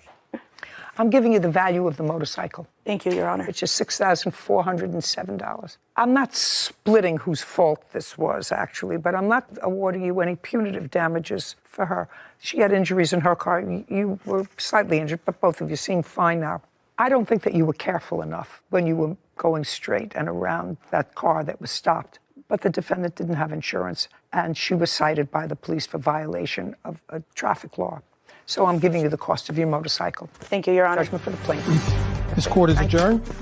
So I actually ended up, after the car had made impact with me, the bike went that way. I went up into the air. It was really frightening. I hit the ground. I hit on my elbow. I've never experienced that before. I was really scared. I thought, like, oh, this is it. My legs are out. And like I said, I was being cautious, and thankfully I wasn't. But it ended up in that kind of situation. Definitely more safely as far as better gear, and, you know, like she said, don't take a shortcut or anything of that sort. So I looked up lane splitting, and in California, it's one of the few states that allows it for motorcyclists. It does say inexperienced riders shouldn't attempt it because, like we see, it's very easy to get hit or for someone not to see you if you're splitting between lanes, but it is legal, so she wasn't in the wrong by lane splitting, but I think it was a sticky situation. You're behind a car, someone's turning. What does it say if you're injured? It does say on the Highway Patrol website that you're splitting at your own risk, so any injuries that happen are at your own risk. So they say if you are lane splitting, it's not illegal. Mm-hmm.